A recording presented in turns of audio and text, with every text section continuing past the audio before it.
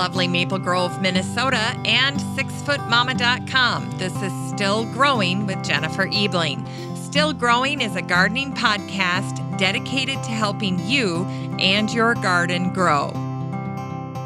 Hi there, everyone, and welcome to Still Growing, and thank you for listening. I'm your host, Jennifer Ebling.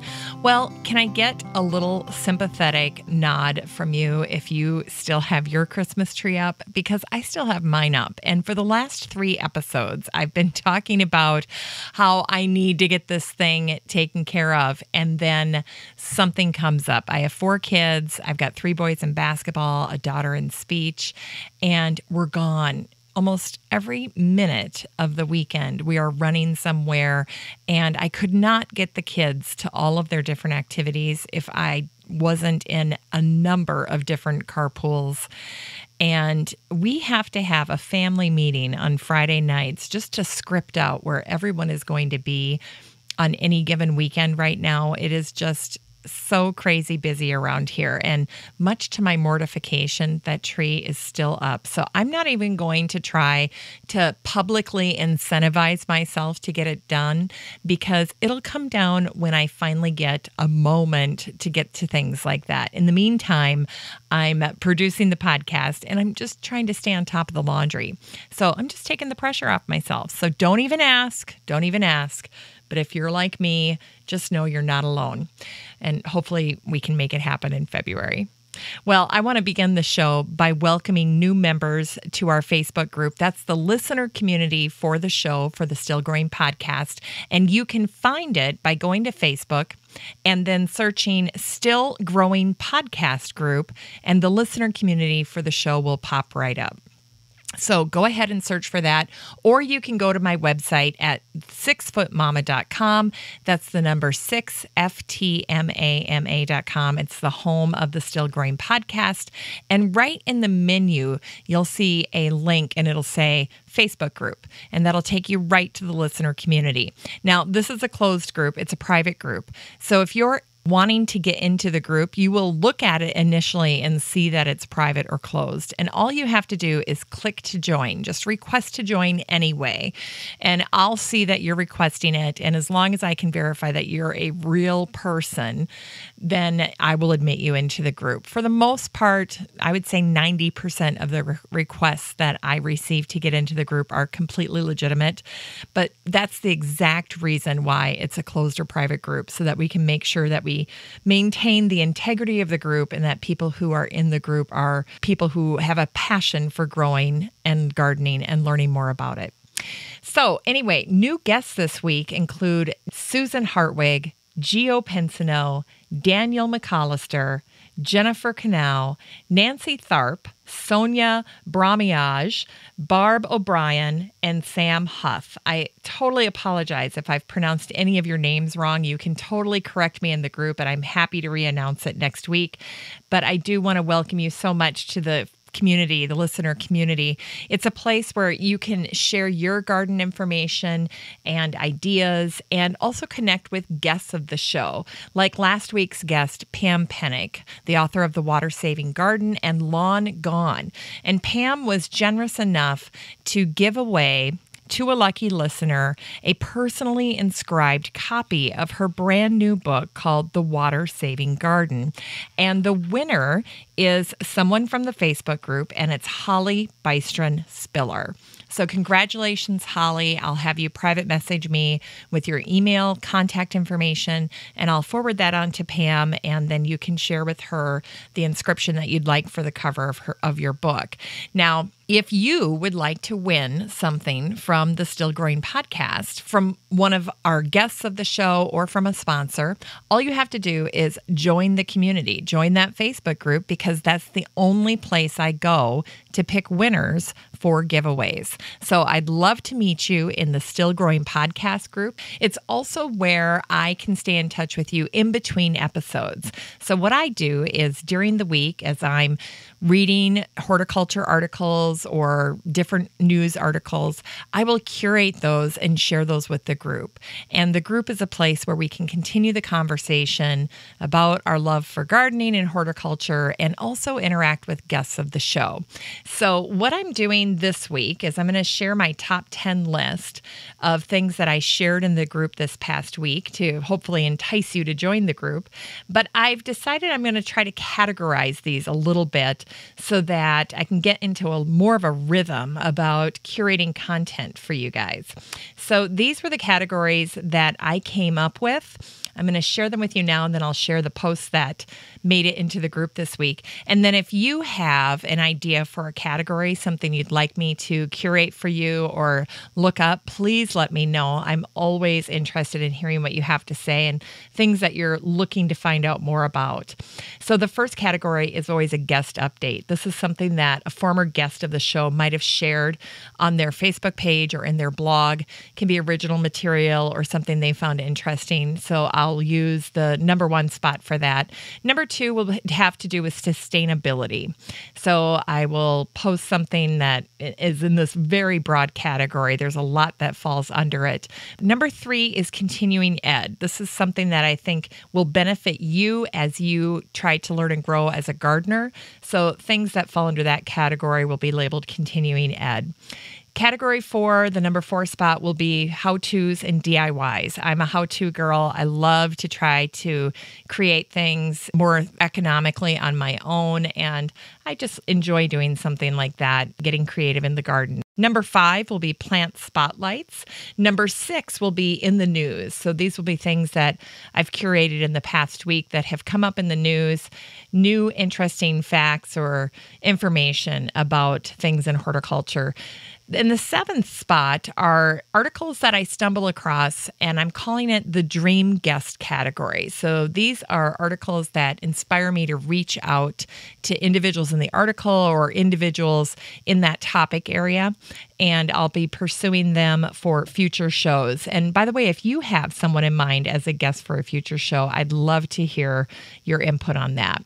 In the 8th spot, I'll be doing mostly science features in horticulture. So things that are based in science.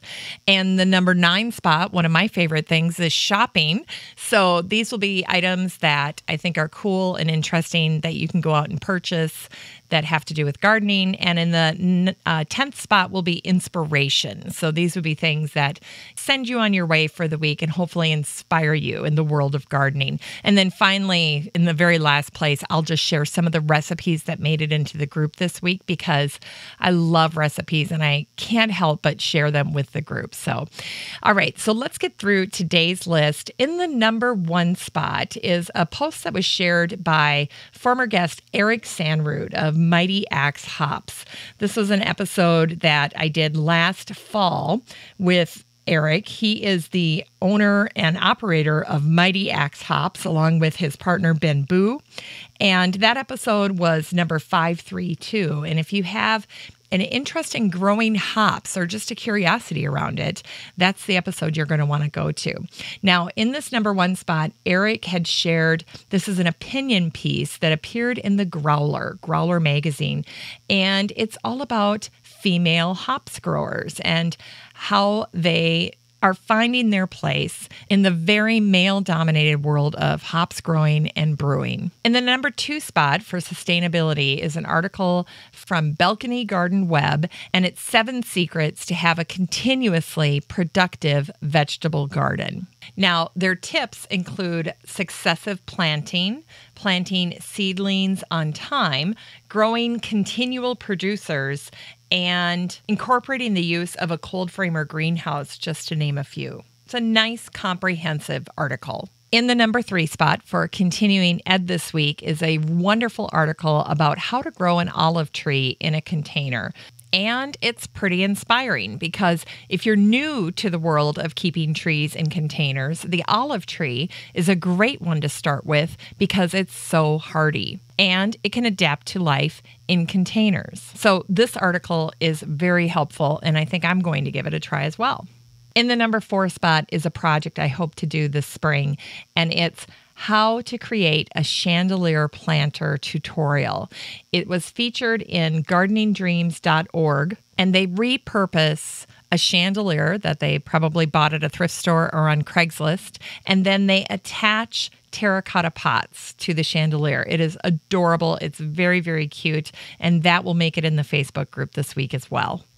In the number 5 spot for the plant spotlight are these wonderful winter garden plants that dazzle even when it snows. This is a post from houselogic.com. I won't spoil the surprise, but it's really great structural plants for the winter garden. There were 2 things I wanted to share with you from the number 6 spot in the news.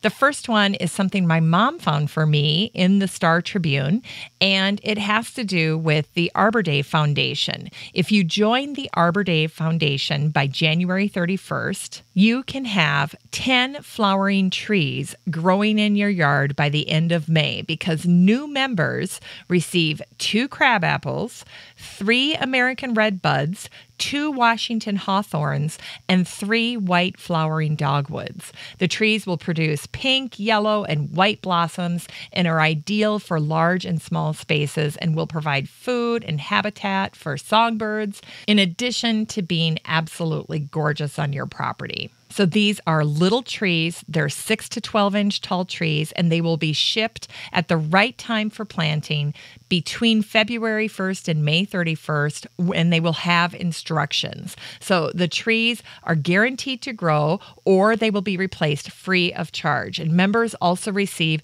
a subscription to the foundation's bi-monthly publication, Arbor Day and the Tree Book, which explains planting and care. So to become a foundation member, and I know I'm going to be doing this right after I'm done recording this show, send $10 to 10 free flowering trees, Arbor Day Foundation, 100 Arbor Avenue, Nebraska City, Nebraska, 68410 by January 31st, or you can join online at arborday.org/January.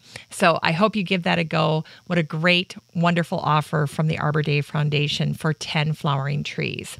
The other thing that caught my attention in the news this week is this article that had shared the Northwest's earliest garden that was discovered in British Columbia. This was posted in the Smithsonian Magazine.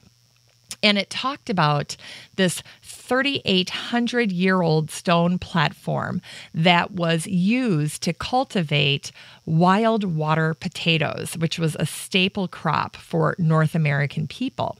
Apparently, road building crews near Pitt Meadows, about 20 miles from Vancouver, came across this 450 square foot platform that was made of flat stones and that they were packed tightly together. And archaeologists were called in to assess it, and they determined that it was a wetland potato garden. And in the past, this area had been covered with shallow water and silt. And the stone platform had been constructed to prevent the tubers from rooting too deep, making it easier to pull them out of the muck.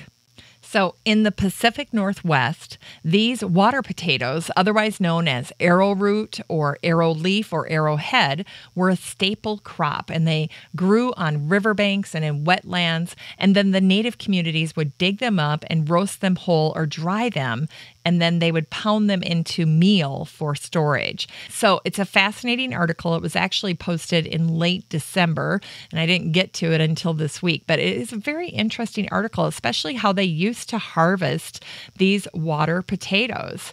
Meriwether Lewis, during his expedition across the West, noted that these chestnut-like water potatoes were an important trading commodity, and he stopped to observe women collecting the tubers in 1806, and here's what he wrote.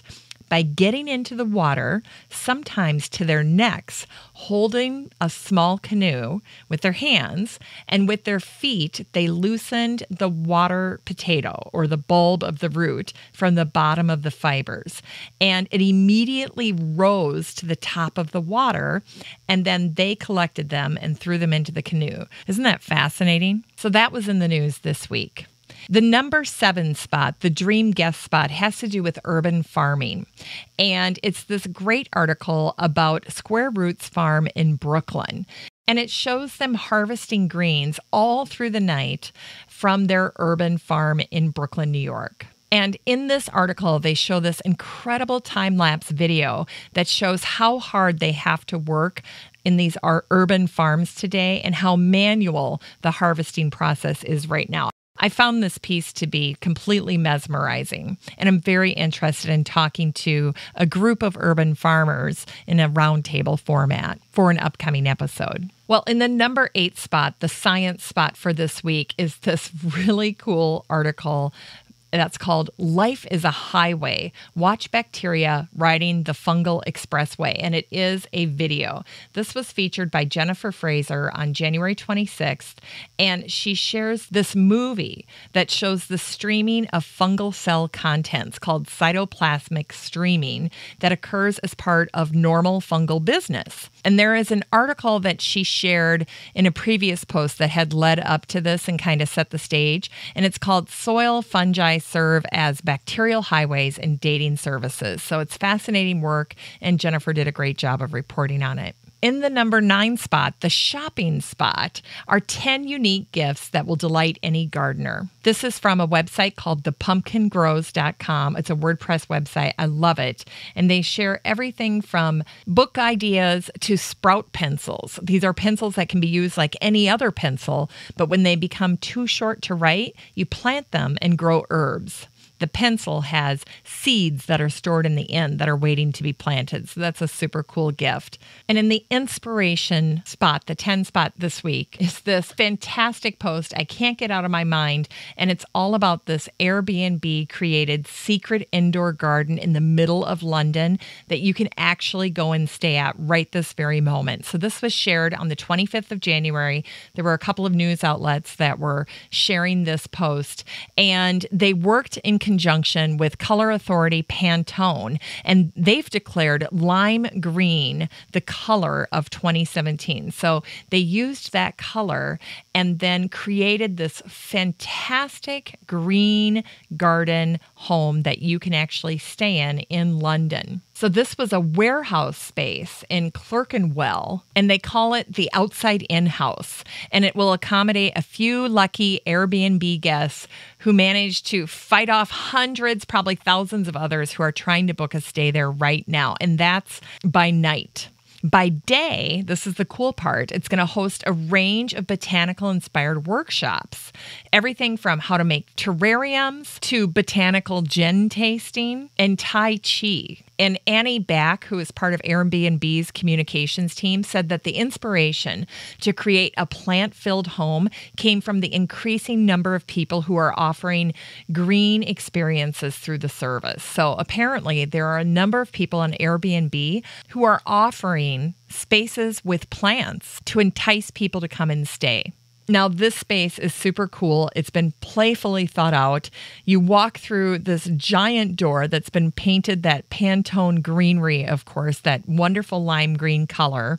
And normally when you hear the words lime green, it's not something that I'm drawn to, but you have to see their version of it because it's very warm. It's very inviting. I love the color, and I think I might have to get it and then just experiment with it this year outside in the garden and then maybe on a wall inside the house.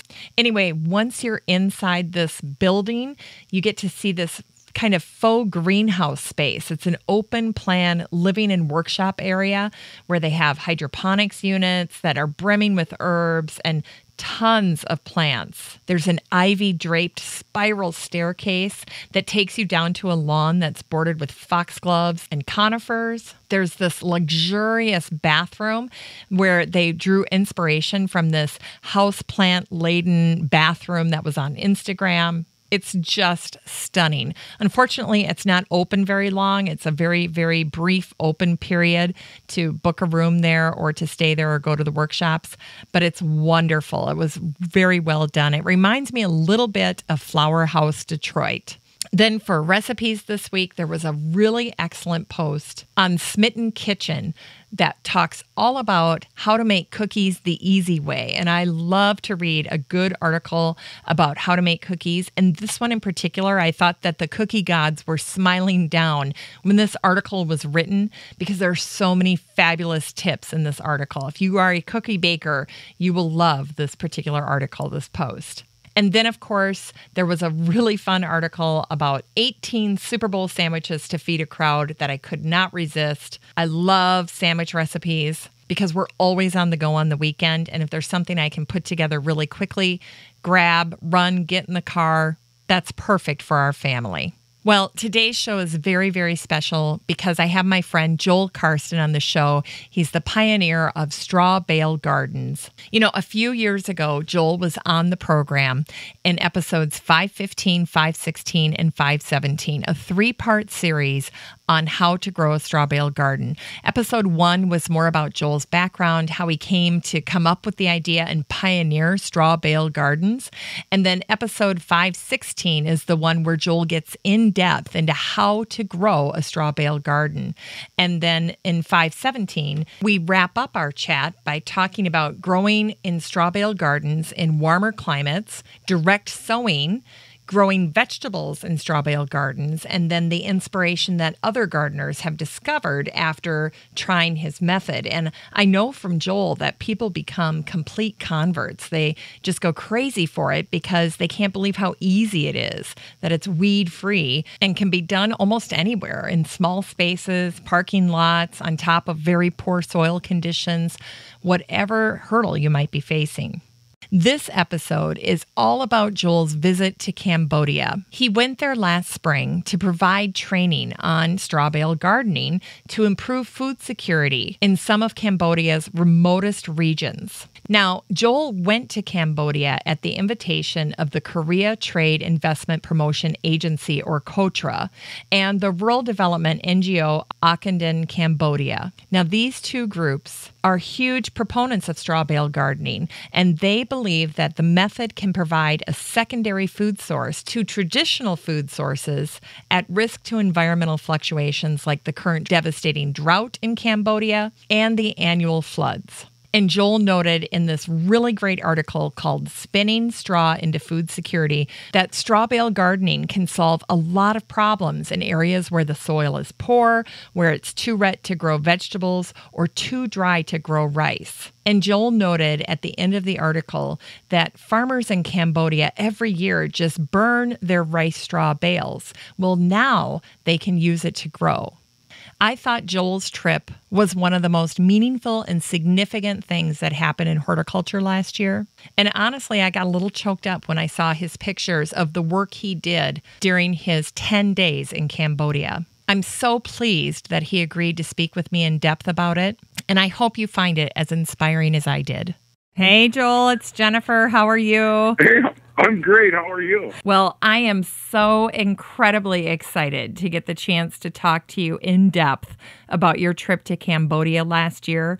I bet you never imagined that straw bale gardening would one day bring you all around the world, almost to the exact opposite spot on the globe from Minnesota to Cambodia. That's what caught my attention. You'd shared it in your Facebook group a couple of times, and then when you returned, you had these amazing pictures, very inspiring. I actually got a little choked up looking at them to think of coming from that small town in southwestern Minnesota and then devising this method that just catches on, especially worldwide. I mean, it's everywhere now, Europe and South Africa and Australia and Cambodia, because you're helping to feed people, especially in Cambodia. That's what caught my attention, and I thought it was pretty extraordinary, very, very special.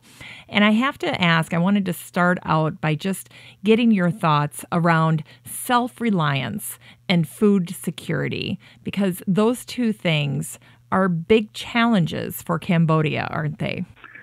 It is very much I can't say that I knew a lot about Cambodia in advance of my trip. I really didn't. I probably should have known more.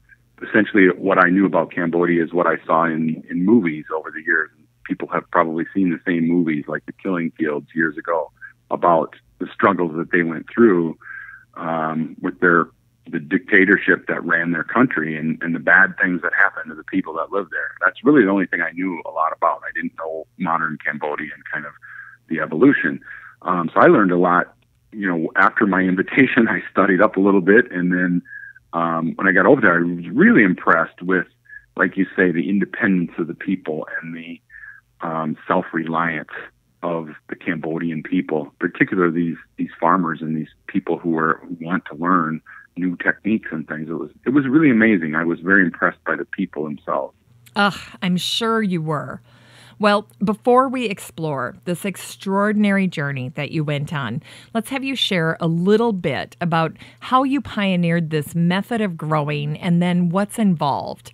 And I just want to take a second too and remind listeners that you and I had spoken about 3 years ago after your book had come out. It was a New York Times bestseller, and people were so curious about straw bale gardening.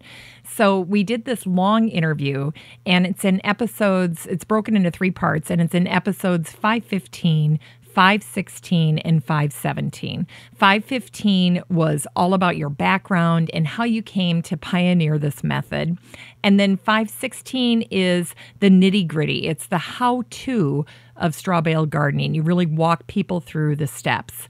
And then finally, episode 517, we talk about a number of different things: growing in warmer climates, direct sowing into the bales, growing vegetables, and then the inspiration that you had found from people all over the world that were starting to straw bale garden. So I just want to remind folks that those episodes are still available to listen to. They're in the podcast archive. So whatever podcast app you're listening to right now, if you just scroll back, you'll see those earlier episodes and you'll be able to listen to them whenever you want. Now, for today's show, why don't we have you just quickly give an overview of how you came up with this method and then what's involved, because there is more to it than just tossing some seeds on a straw bale or sprinkling some dirt on top of the bale and growing in that. Yeah, a little more. Not a lot. I tell people all the time, this isn't rocket science. If you think about the bale itself as being a container, the outside of the bale forms the actual vessel. As it decomposes more slowly, the inside of the bale decomposes very rapidly. We're going to encourage that decomposition, the growth of bacteria and fungi inside that bale that turns the straw into soil. That's the biggest misnomer, is people think you're growing in straw, and you're really not. You're growing in recently decomposed straw, which has become soil. Biologically, it's become soil inside of that bale. I started doing this about 24 years ago, this spring, I believe it is. And I started doing it, the old saying, necessity is the mother of invention. I bought a house, and the house that I bought only had a half an inch or an inch of topsoil. I wanted to have a garden. I have a degree in horticulture and a background growing up on a farm. But what I didn't have when I just graduated college 24 years ago and just bought my first house, I didn't have money to build a raised bed, which is what a normal person would do. And that's why I always tell people is, if I had had $200 at the time when I needed to build a raised bed, you would have never heard of me.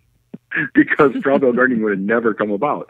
But because I didn't have money, I knew that, when we left bales of straw laid by the barn back on the farm, great big weeds would grow out of them. So I knew there was nutrients and that would hold moisture. So I started doing some experimenting using a series of bales of straw, and I would apply a little nitrogen fertilizer in order to get the decomposition process started. Not really understanding a lot of detail about what was happening, but knowing that I needed to begin the growth of these bacteria inside the bale to get it to decompose. So I tried a bunch of different methods, and over the years have really just sort of perfected this method, so that if you follow my step-by-step process of how to get the bales ready to plant, and then follow my layouts for how you plant the bales, the sides, the top, the ends, and then how to build trellis systems above the bales to support your vining plants, etc. And, there's a bunch of other little tips and tricks and techniques that I teach people in the couple of books that I've written.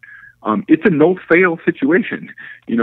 People do vegetable gardening, and there's a steep learning curve for most people. When you're a straw bale gardener, if you can just follow the basic steps to get started and get the plants in bales, you will have success.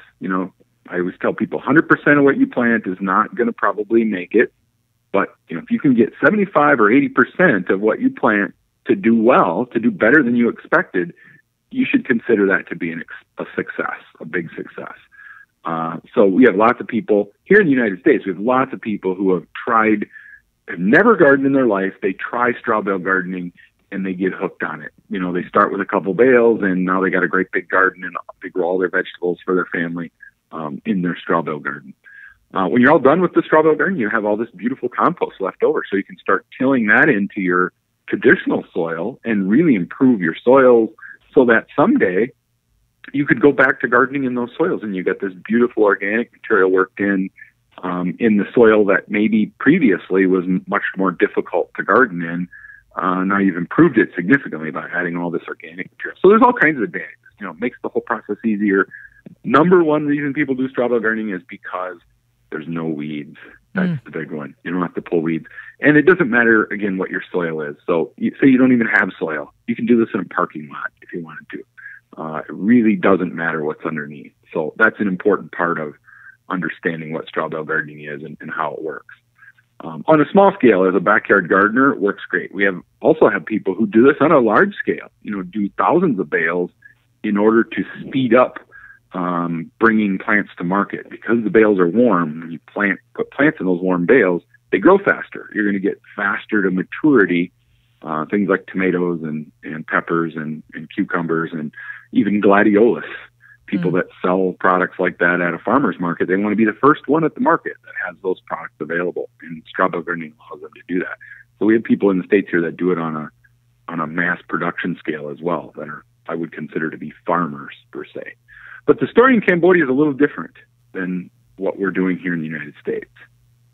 Yes. And one thing also I wanted you to just cover really quickly is the difference between a straw bale and a hay bale, because people who are brand new to straw bale gardening can sometimes use those terms interchangeably, but they should not do that, and they need to be aware. Yeah, it's become a thing. I own the trademark to the term Straw Bale Gardens. And so people assume, that the only thing you can use is straw, oat straw or wheat straw or rice straw or barley straw. The reality is hay is food for livestock. Straw is bedding material for livestock. So straw comes usually from the small grains, the cereal grains. Once the harvest has been completed, we take the wheat seeds off and make wheaties, and then we bale up the straw, and that's what the animals sleep on because it has a great capacity to absorb moisture and hold that moisture, which is what we like when it's bedding material for livestock. Hay is what they eat. So it's baled grasses, it's baled alfalfa. This could be a variety of different kinds of grasses depending on where you are in the country. But one of the things that we've discovered with straw bale gardening over the years, and this wasn't necessarily all me that discovered this. This is people who used my method but started using other materials, started using hay or started using other material that they baled up. In Haiti and the Dominican Republic, this was sugarcane stalks that they baled up. Wow. And created using the straw bale garden technique in other material. So I don't want to limit anybody and tell them you can't use hay. You could use hay. There might be some advantages to using straw over using hay, but there are a few things in a hay bale that actually are advantageous. It has a little more protein, which decomposes into nitrogen, and therefore you use a little less. Your plants require a little less fertilization in a bale of hay than they do in a bale of straw.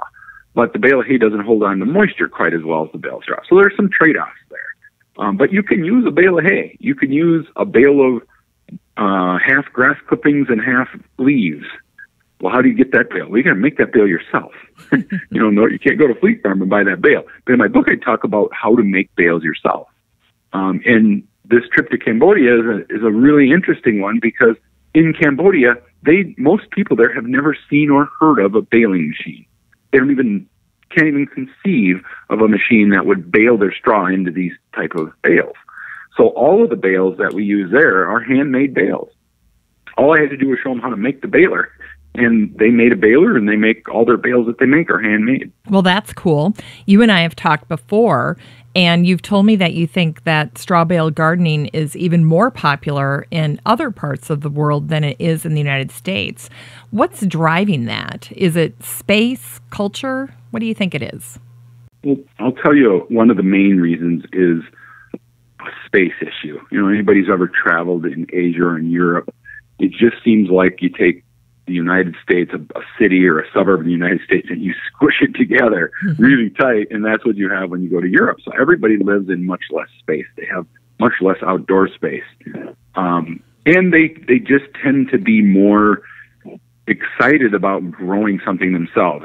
Especially it seems like in the Netherlands and in France and in Spain, the people just have a more sort of fascination with agriculture and are interested in growing some of their own food. Maybe it's not a lot. In France, you'll see a little tiny terrace someone has off of their apartment building, and that terrace has 5 pots out there. There's barely room to walk on the terrace, but they got 5 pots, and in those 5 pots, they have, a tomato plant and a couple of herbs and, a pepper plant or something. They just grow what they can because it's fresh. They can step out the door and they can pick some basil right off of that plant and use it, in their cooking, in their meal prep. So part of it is cultural. I'll tell you what another reason is. If you think about this logically, there are places in Europe, in France in particular, that have been, since Roman times, have been producing wheat or producing, agricultural production in that farm field or in that person's backyard for hundreds, if not thousands of years. And we think we've got it bad. We've only used most of our soil here for, 100, maybe 200. In the oldest parts of the United States, 300 or 400 years. When the Pilgrims came here, that's as far back as we go. And we've ruined a lot of our backyard soils. And there's a lot of contamination in urban environments in backyard soils from smokestacks and from, lead deposits and mercury and other things that have been in the air over the years. They settle in the backyard, and now that soil can't be used to grow a vegetable garden. And the same problem happens in Europe as happens here, but they've got a lot longer period of time that their contamination could have taken place. So there's a lot of areas where the soil's just not conducive at all to having a garden. And all of their gardening is done above ground in containers or in raised bed gardens. And they just love this concept of being able to do a lot larger gardens because the cost is so much lower to do it in a straw bale than to have to build raised beds, fill those raised beds with a media, etc. So part of it is just necessity and logic that it makes sense that it would fit their method of gardening better because they're trying to avoid, in many cases, using their virgin soils, their original soils, and they like to have an alternative, which for them is, like for many of us, is the straw bales. That's exactly right. Well, one of the things that always makes me smile about what you're doing with Straw Bale Gardening is that you're reminding folks about how to work with Mother Nature. And just like any successful relationship, the answer is always yes, dear. So I love to listen to you in interviews because you almost always bring up the example of what happens inside of a lawnmower, inside the bag, full of grass clippings after about a week. Because if you stick your hand inside that bag, it's starting to heat up. And you understand those processes. And straw bale gardening really works with Mother Nature. And it really helps for people to understand a little bit about how things like decomposition, bacteria, and moisture work, the yes, dear part of the equation. Right, absolutely. If you think about the most successful gardeners more than even if they've never heard of straw bale gardening, the number one thing they all do is they compost, and they understand the importance of compost and what compost provides to a garden. And really, what we're doing in that straw bale is we're composting the inside of it.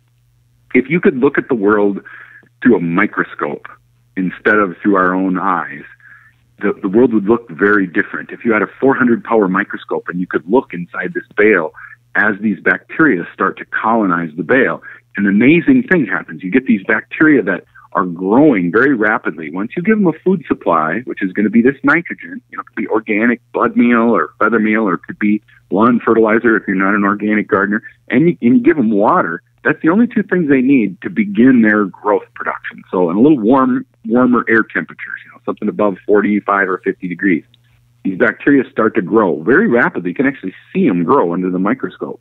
And when they get to a certain length, kind of like they look like a long snake sort of, or a worm, when they get to a certain length, they pinch in half in the middle. Then they vibrate a little bit. And that vibration, right before they break apart and then become two bacteria, then each of those two halves begin to grow. 15 minutes later, they divide in half again. 15 minutes later, each of those divides in half again. Every time they're dividing in half, they're pinching in the middle and they're vibrating. They're shaking a little bit. That little vibration causes friction. That friction causes heat, dissipates the energy as heat. Imagine if you start with one bacteria and you divide it in half, and then you divide each of those halves in half, and each of those halves in half, and you do that every 15 minutes. In 24 hours, you go from one bacteria to hundreds of trillions of bacteria. I don't even know how to pronounce the number that it gets to. But if you do it on your calculator, it's 96 replications. So take 2 times 2 times 2, 96 times. You'll come up with a really, really big number. And each of those is giving off a little bit of heat as it's making its replication. And that heat is what causes your compost pile to heat up. This is what causes your bale. You stick your hand in the middle of that bale and it's 150 degrees in there. It feels hot. What's causing that? These little bacteria dividing. You reach into that lawn bagger, like I told you about, and you forgot your grass clippings in there last week. You reach in to get that handful of grass clippings out of there, and it's warm. Yep. And it's stinky and smelly and black and slimy. That is bacteria at work. It's harmless bacteria to us. It's usually bacillus, which is just decomposer, pretty harmless bacteria. It's not disease-causing bacteria that's going to hurt you as a human being. It's just decomposing. It's doing its job that Mother Nature gave it, which is to decompose organic material and turn everything into soil. If you think about anything that's ever been alive on planet Earth, everything, including us, eventually decomposes back into soil. We become soil once again.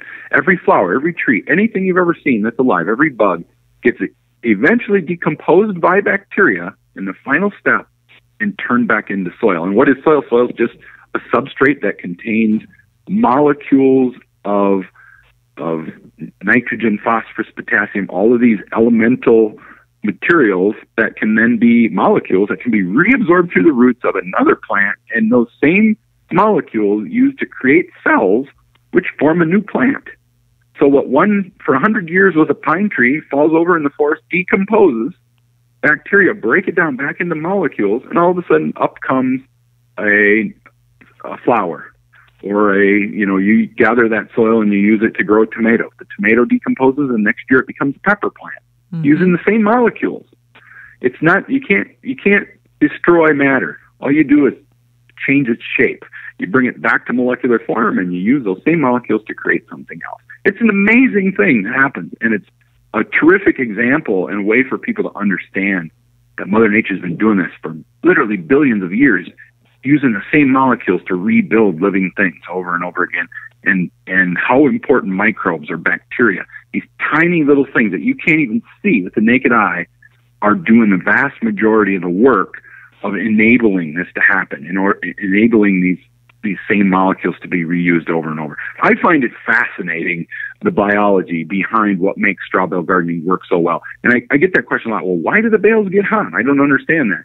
And then I go through and I explain this biology. And for some people, they're just fascinated by it. For other ones, they probably don't really care. They're just interested in why it works and how it works. They just know it's something natural that causes it. They don't really care. But for other people, this is maybe just a foot in the doorway of something that really is an understanding that they discover about biology and about just life itself and how it works. Well, I love it. And I think I could geek out on it with you for a very long time as well, because I think it is fascinating. But I also think it's to your credit that you've done your homework on this and that you can talk to people about it, because that helps the buy-in that this is a legitimate way to grow. And I know that there are a few, not very many, but a few skeptics out there that might say, with this type of medium, is that really gardening or is it something else? Yeah. And I think understanding the whole aspect of what's making this work, getting a better connection with how things actually do grow in our gardens, they can extrapolate that into their raised bed. Even if they're not straw bale gardening, they can take some of those basic concepts that you're teaching them and apply it to whatever medium they are growing in, whether it's traditional flat earth gardening or raised bed gardening or container gardening or straw bale gardening, because it all works on those same basic principles. Yes, you're absolutely right. And, for a long time, I was of the, I sort of had the attitude that I was going to convince the whole world to do straw bale gardening because I was such a fan of it. But after a while, you get to the point where, I've stopped. I want to teach the people who want to learn. If someone doesn't believe it, doesn't think it works, or is not interested, that's okay. I don't have to convince everybody in the world to do this. Eventually, you're going to have a next door neighbor who's going to do this and is going to demonstrate for you how it works and how simple it is, and et cetera, and all the advantages to it. And I'm not going to have to teach you. You're going to be taught by somebody how this works. But usually, what happens is if somebody sits down and really learns what we're doing here, even if they don't do it themselves, they still become a fan of it. They start to understand why we do this and how it works and what all the advantages are. And, they may suggest to other people, hey, I don't do this, but I've heard this is a great way to do it. And I've heard a lecture about it and I understand the basics of why it works. This might be a great thing for you to try as a new gardener, or on the complete other end is the gardener who's maybe facing retirement. They can no longer get down on the ground and do the hard work of a traditional garden. This provides them a great opportunity, to be able to do it. I just did the Oklahoma City Home and Garden Show, and I got a letter when I got back from this guy. He's 81 years old. And he said, in his letter, he was buying a copy of my book, and he said, I tried this a little bit last fall, and I was really amazed with 4 bales. But he said, I want to expand my garden, so I thought I better get a copy of your book, so I got all the information. And he's 81 years old. I get letters from people in their 80s. I even got a letter from someone in their 90s who's doing straw bale gardening and, could never do a traditional garden, but this allows them to be able to do it. You don't have all the turning, the heavy work lifting soil, et cetera, and having to rototill and everything else involved in a traditional garden. So, even if they're not fans of straw bale gardening, I think it's important to understand how it works. Absolutely. And certainly that clears up a lot of things, maybe not just about straw bale gardening, but maybe just about biology in general and how gardens grow and how plants grow. Well, I like what you said about people kind of craving or needing to understand that information, however that comes to pass. I always tell my kids when they, leave the house without their coat on, or they do something that, they're basically not doing what I told them to do. I always say, well, I can teach you or God can teach you. Either way, you'll learn. If you get cold enough, you'll probably figure out you need to wear a coat. And if you're in a very difficult growing situation and you try all these different things and they're not working, why not try straw bale gardening? You might become completely hooked. Yeah, absolutely.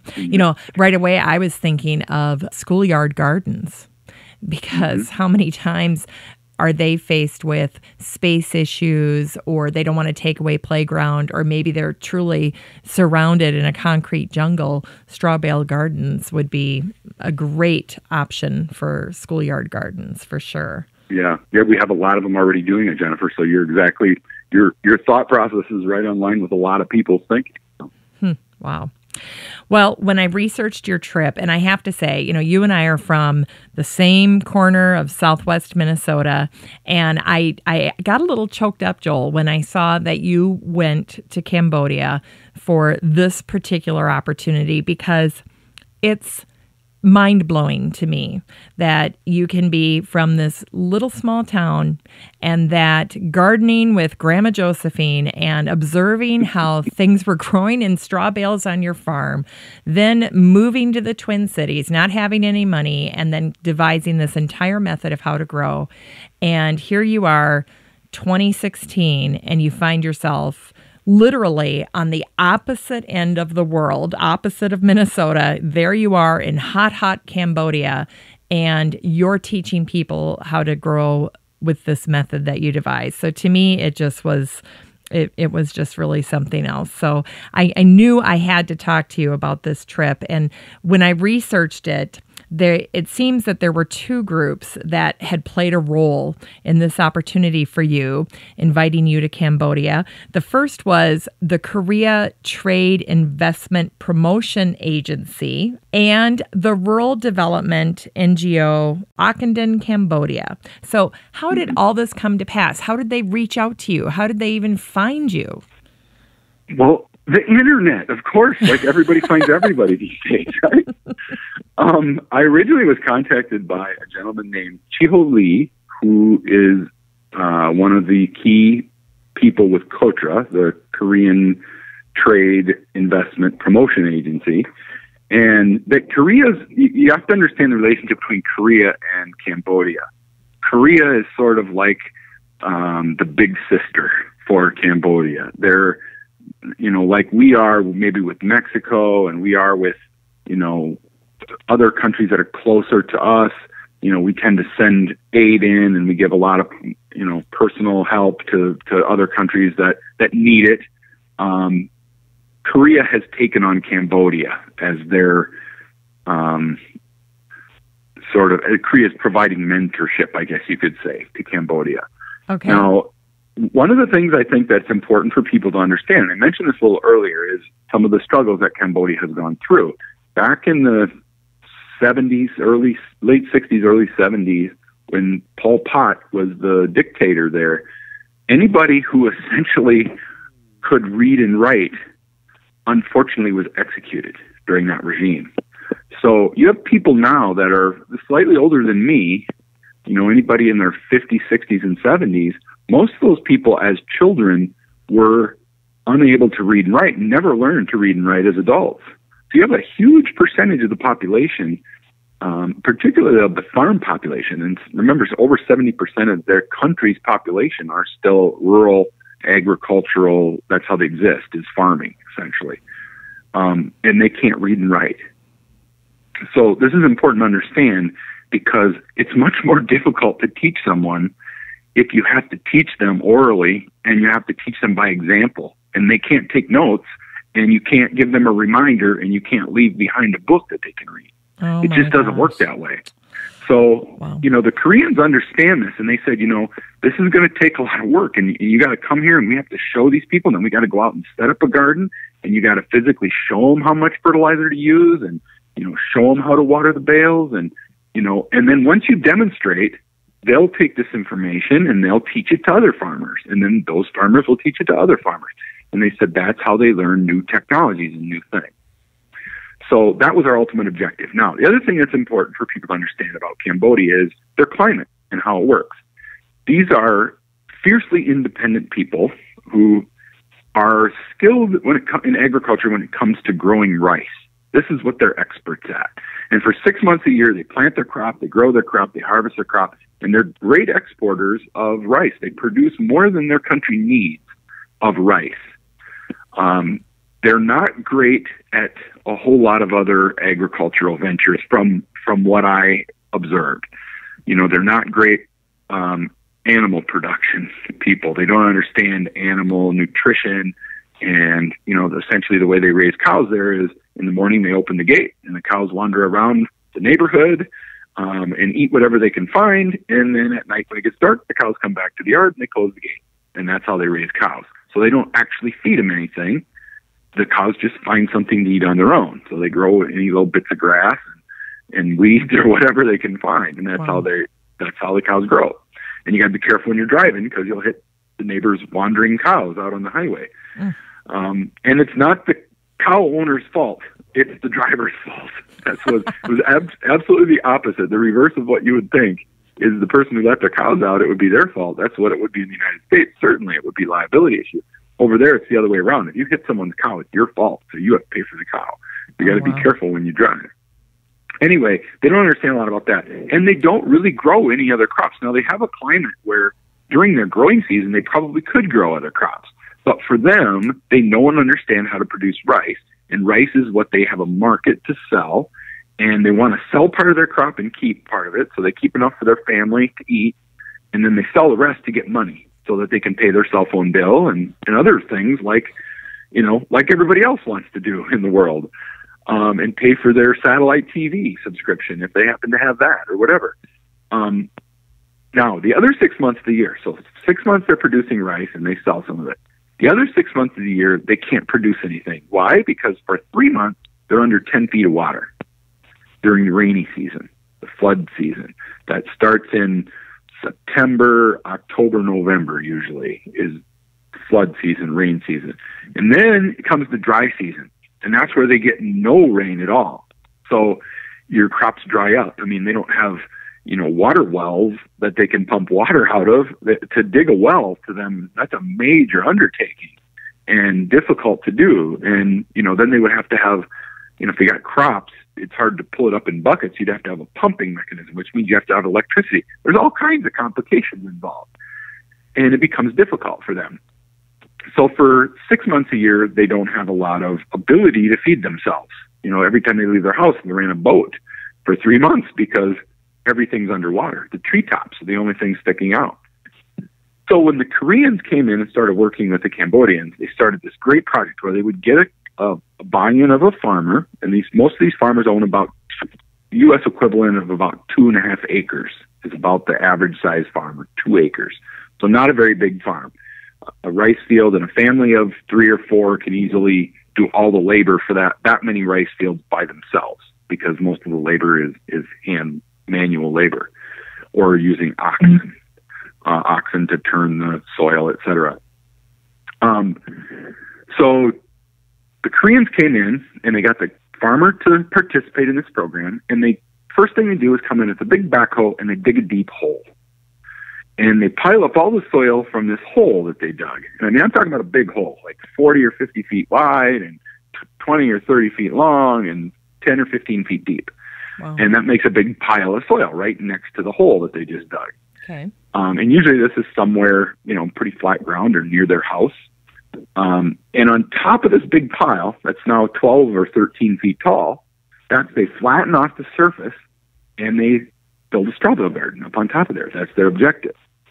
The soil that they've taken from the bottom of this hole is terrible soil, so you couldn't really grow anything up there if you didn't have a good environment, which the straw bales provide. Now, they have tons of rice straw because of their rice production, and currently what they do with the rice straw at the end of the harvest is they burn it. It's really bad for the environment. Everybody involved, it leaves behind some nutrients, but not as many nutrients as if that straw was decomposed. But they really can't wait for it to decompose. It would take too long in that environment, so they just burn it. That's how they get rid of it. And we all know that causes global warming, and it causes all kinds of problems, and it just contaminates the environment, send these clouds of smoke all over the place. And so now what we're doing is we're encouraging them, and their government is encouraging them, which we're going to talk about a little later, the bale celebration event that they have, celebrating straw, essentially, to try to help these people understand that straw has value. Is a whole other thing that these people at KOTRA are working on. But they gather up their straw, they make it into bales, they put it on top of these mounds, and they condition the bales, and then they plant them. So now they have, even when the floods come, they have bales that are above this height so that they can grow food in these bales, food that their diet is missing, beans and squash and other carbohydrates and starches and proteins that they need in their diet when they have nothing essentially except for some stored rice. It's the only thing they have to eat other than what they can produce themselves on top of this mound in the straw bales.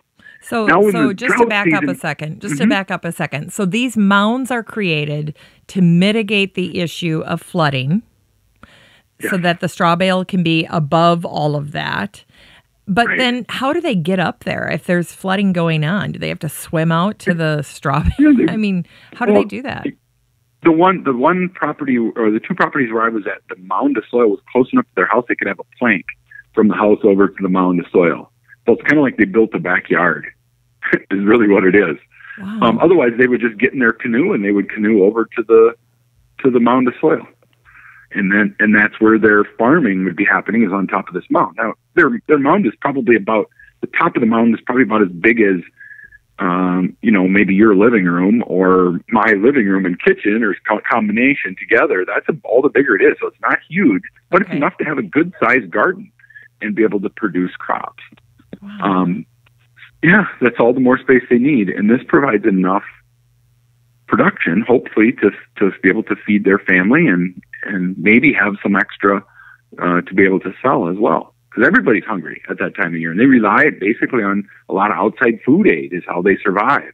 And they don't want to do that. They would rather have their own production than having to rely on somebody else. But it's unfortunate that for many of them, it's a time when they often go to bed hungry during that time of year. Wow. And this is a great solution for them. And prior to this, they would just dig the mound anyway and then plant on top of the mound, or no? Prior to this, they never dug a hole because they never thought about this. Most people there, when they see this hole, they've never seen a hole that big in their life. You have to remember, most of these people have never been 20 miles from their house in their life.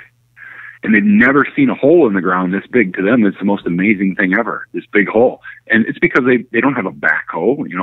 For human beings to dig a hole that big, that would take a monumental effort. So most of them have never even seen a hole in the ground. They never even thought about, hey, if we dug a deep hole and we piled up the soil, we could have a garden on top of that soil. So this is a new concept, a paradigm shift in agriculture. They never built mounds of soil until the Koreans came to them with this idea and said, hey, we're going to dig a deep hole and we're going to pile up the soil. Now, during the drought season, when there's no water anywhere, this big hole that was left behind right after the flood season, it's still filled with water. It's like a giant water tank.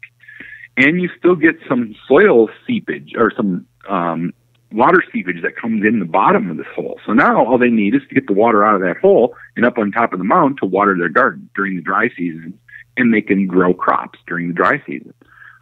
They also have small farm fields where they'll plant corn and other things, and then they water it using the water from that giant hole in the ground. Pull it up in pails, and some of them have a pump, some rudimentary pump mechanism that they use to get the water out of the hole and water their crops. Okay. So it solves two problems. It solves the rainy season, and the reason straw bales work so well, remember, is because one of the big advantages of straw bale gardening is that you can't flood a straw bale. If you put a whole bunch of water on top, it'll hold a certain amount of water, but then the bale, it just drains out the bottom of the bale.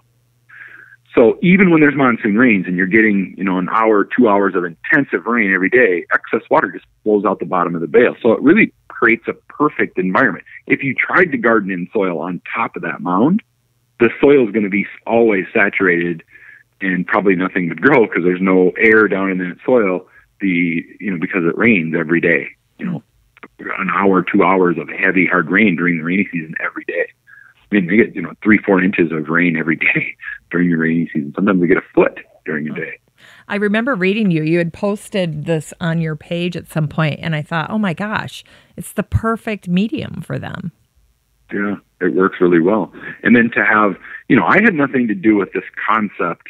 I can't take credit for that, of digging the holes and building the mounds. That's the Korean, their ingenuity and their solution to a problem.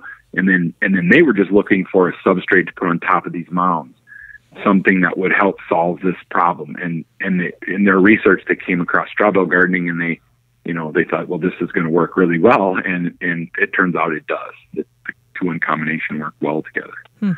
Well, and just geographically speaking, Cambodia is not next door to Korea. Their neighbors are Vietnam, Laos, and Thailand. And Korea is way north of that. Let's see, China separates them. So we're not talking about like Minnesota, Iowa here. This is like Minnesota, Vermont kind of is what I think of it as. Yeah, it's a good flight, that's for sure. I flew into Seoul, Korea, and then flew from there into Siem Reap. So it's a 5-hour flight, I think. So it's not next door at all. It's like going across the country, actually. So, which makes it even more across our country. Yeah, it makes it even more fascinating to me that they have taken Cambodia under their wing. Do they do that for the entire region then, or is it just something special with Cambodia after what they went through? I think it's just kind of Cambodia that is Korea's little sister country, because the Cambodians struggle a lot. And I think the Koreans, there was a time when they struggled, and the U.S. was there to help them and, fight a war and all kinds of things and help them recover. And I think it's just kind of payback for them to help Cambodia after what Cambodia went through. And, they're a lot closer than we are to Cambodia, certainly. Yes. And, they have a lot of cultural similarities, both being sort of Asian cultures. I think their people understand each other, not language-wise, but understand the culture of, and the Cambodians love Korean food. And you see a lot of Korean restaurants in Cambodia, and the Koreans love Cambodian culture and food as well. So that's part of it. Interesting. So South Korea reaches out to you, and this is how this whole journey begins. Yeah, it started. This guy, Chio Lee, emails me and says, hey, we're interested in learning about straw bale gardening, and we have a conference coming up, and we'd love to find someone to be a presenter. Would you be interested?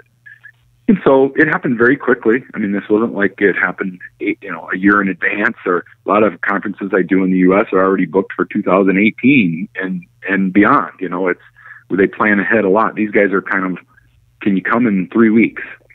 And so it just so happened I had to move one event around, I think, or maybe it was 2 events around a little bit to make this work, but I really wanted to do it. So I rearranged my schedule a little bit, and, we worked it out. They were, they have a tight budget. These guys don't have a ton of money to throw around. So it isn't like I was going to charge them a huge fee to go over there and do this presentation. Normally I'm a paid speaker, and that's how I make my living, speaking and writing books. But this opportunity was too good to pass up. So essentially this is completely volunteer, to go over there and help them. And then they covered, flight and actual out-of-pocket expenses, but, through their grant programs, et cetera.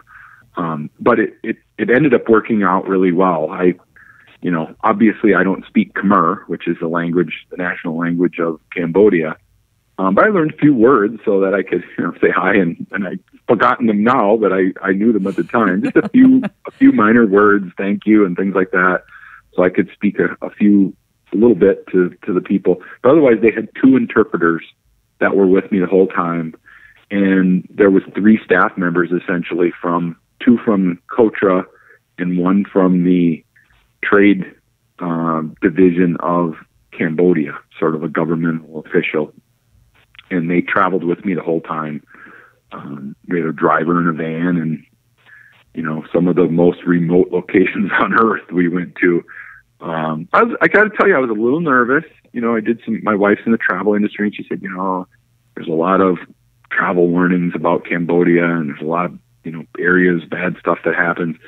And I said, you can live your life and never take any risk, and, everything can be perfectly safe. And sometimes you just need to venture out there and take a little bit of risk. And I said, this is my time. I'm going to do this. So I wasn't, I was a little nervous, I got to tell you, but it turns out it was completely uncalled for. The nervousness. It was like the friendliest people. I never ran into anything that made me feel unsafe at all. I mean, it was really, really a nice time in a beautiful country. And the bigger cities we were in, Phnom Penh and Siem Reap, are gorgeous. If someone's looking for a vacation in Asia, look at Siem Reap. It's like going to the most beautiful beaches in Mexico. Sun and sand and a beautiful resort. They've got them in Siem Reap in Cambodia, and the prices are right. I mean, it's really a good value. So any of the audience members are looking for a great place to go on vacation, I think Siem Reap in Cambodia is a great spot to go. So did the U.S. Department of Ag play a role? They didn't. They didn't really. And, they've got a lot of projects going on of their own. USDA does support a lot of ag development programs and things, but this particular one just happened to be really run and sponsored by KOTRA. I don't know that any of the funding at all came through the USDA. I don't think so. And I'm not privy to exactly where their funding comes from. I know they're always looking for funding. So if someone out there works for a foundation and wants to donate to a really good cause, this would be a good program, something that really is changing lives. That's the thing is, people talk, how many times in your life have you talked about world hunger, right? Well, if we could only, every beauty pageant contestant I've ever heard, if we could solve world hunger, that would be my ultimate wish, right? They're actually doing it.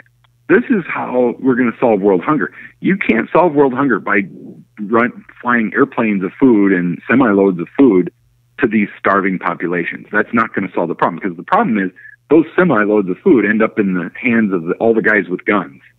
And then they're the ones who gain more power in their country by determining who gets that food aid. That's how they keep their thumb on top of these populations.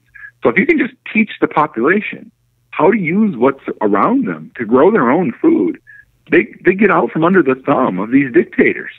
And this truly, not only can it change their diet and change their food security situation, this can change their lives and their future, their country, because of how, they can get out from under the thumb of these people who are they control their population with food and the food aid during this 6 months of hard times. And so, not only is it solving some of the problems that would be apparent to everyone just by looking at the situation, but it solves a lot of underlying political issues in their countries as well. So it's an important thing. It's a really important project, underestimated by many people how important this is. Mm. And if we can solve that problem in Cambodia, there's no reason why it can't spread to many parts of Vietnam and many parts of Thailand and other countries in Southeast Asia. And solving this problem of not having to have food aid from outside sources can really start to change their economy and their political situations, et cetera, and make the world much more stable in that part of the world. Could you kind of gauge their reaction to that as you were explaining to them what this was going to mean for them? Well, for most of I would say the end user participants, which there were a few of, most of the people who came to the conference were educators, directors of NGOs, non-governmental organizations that are going to go out and teach this method and teach. So I was teaching teachers in many situations, but a few of the people who came were actual participants. So they were farmers who owned a little plot of land, and they're the ones whose house we were going to go to and set up these gardens.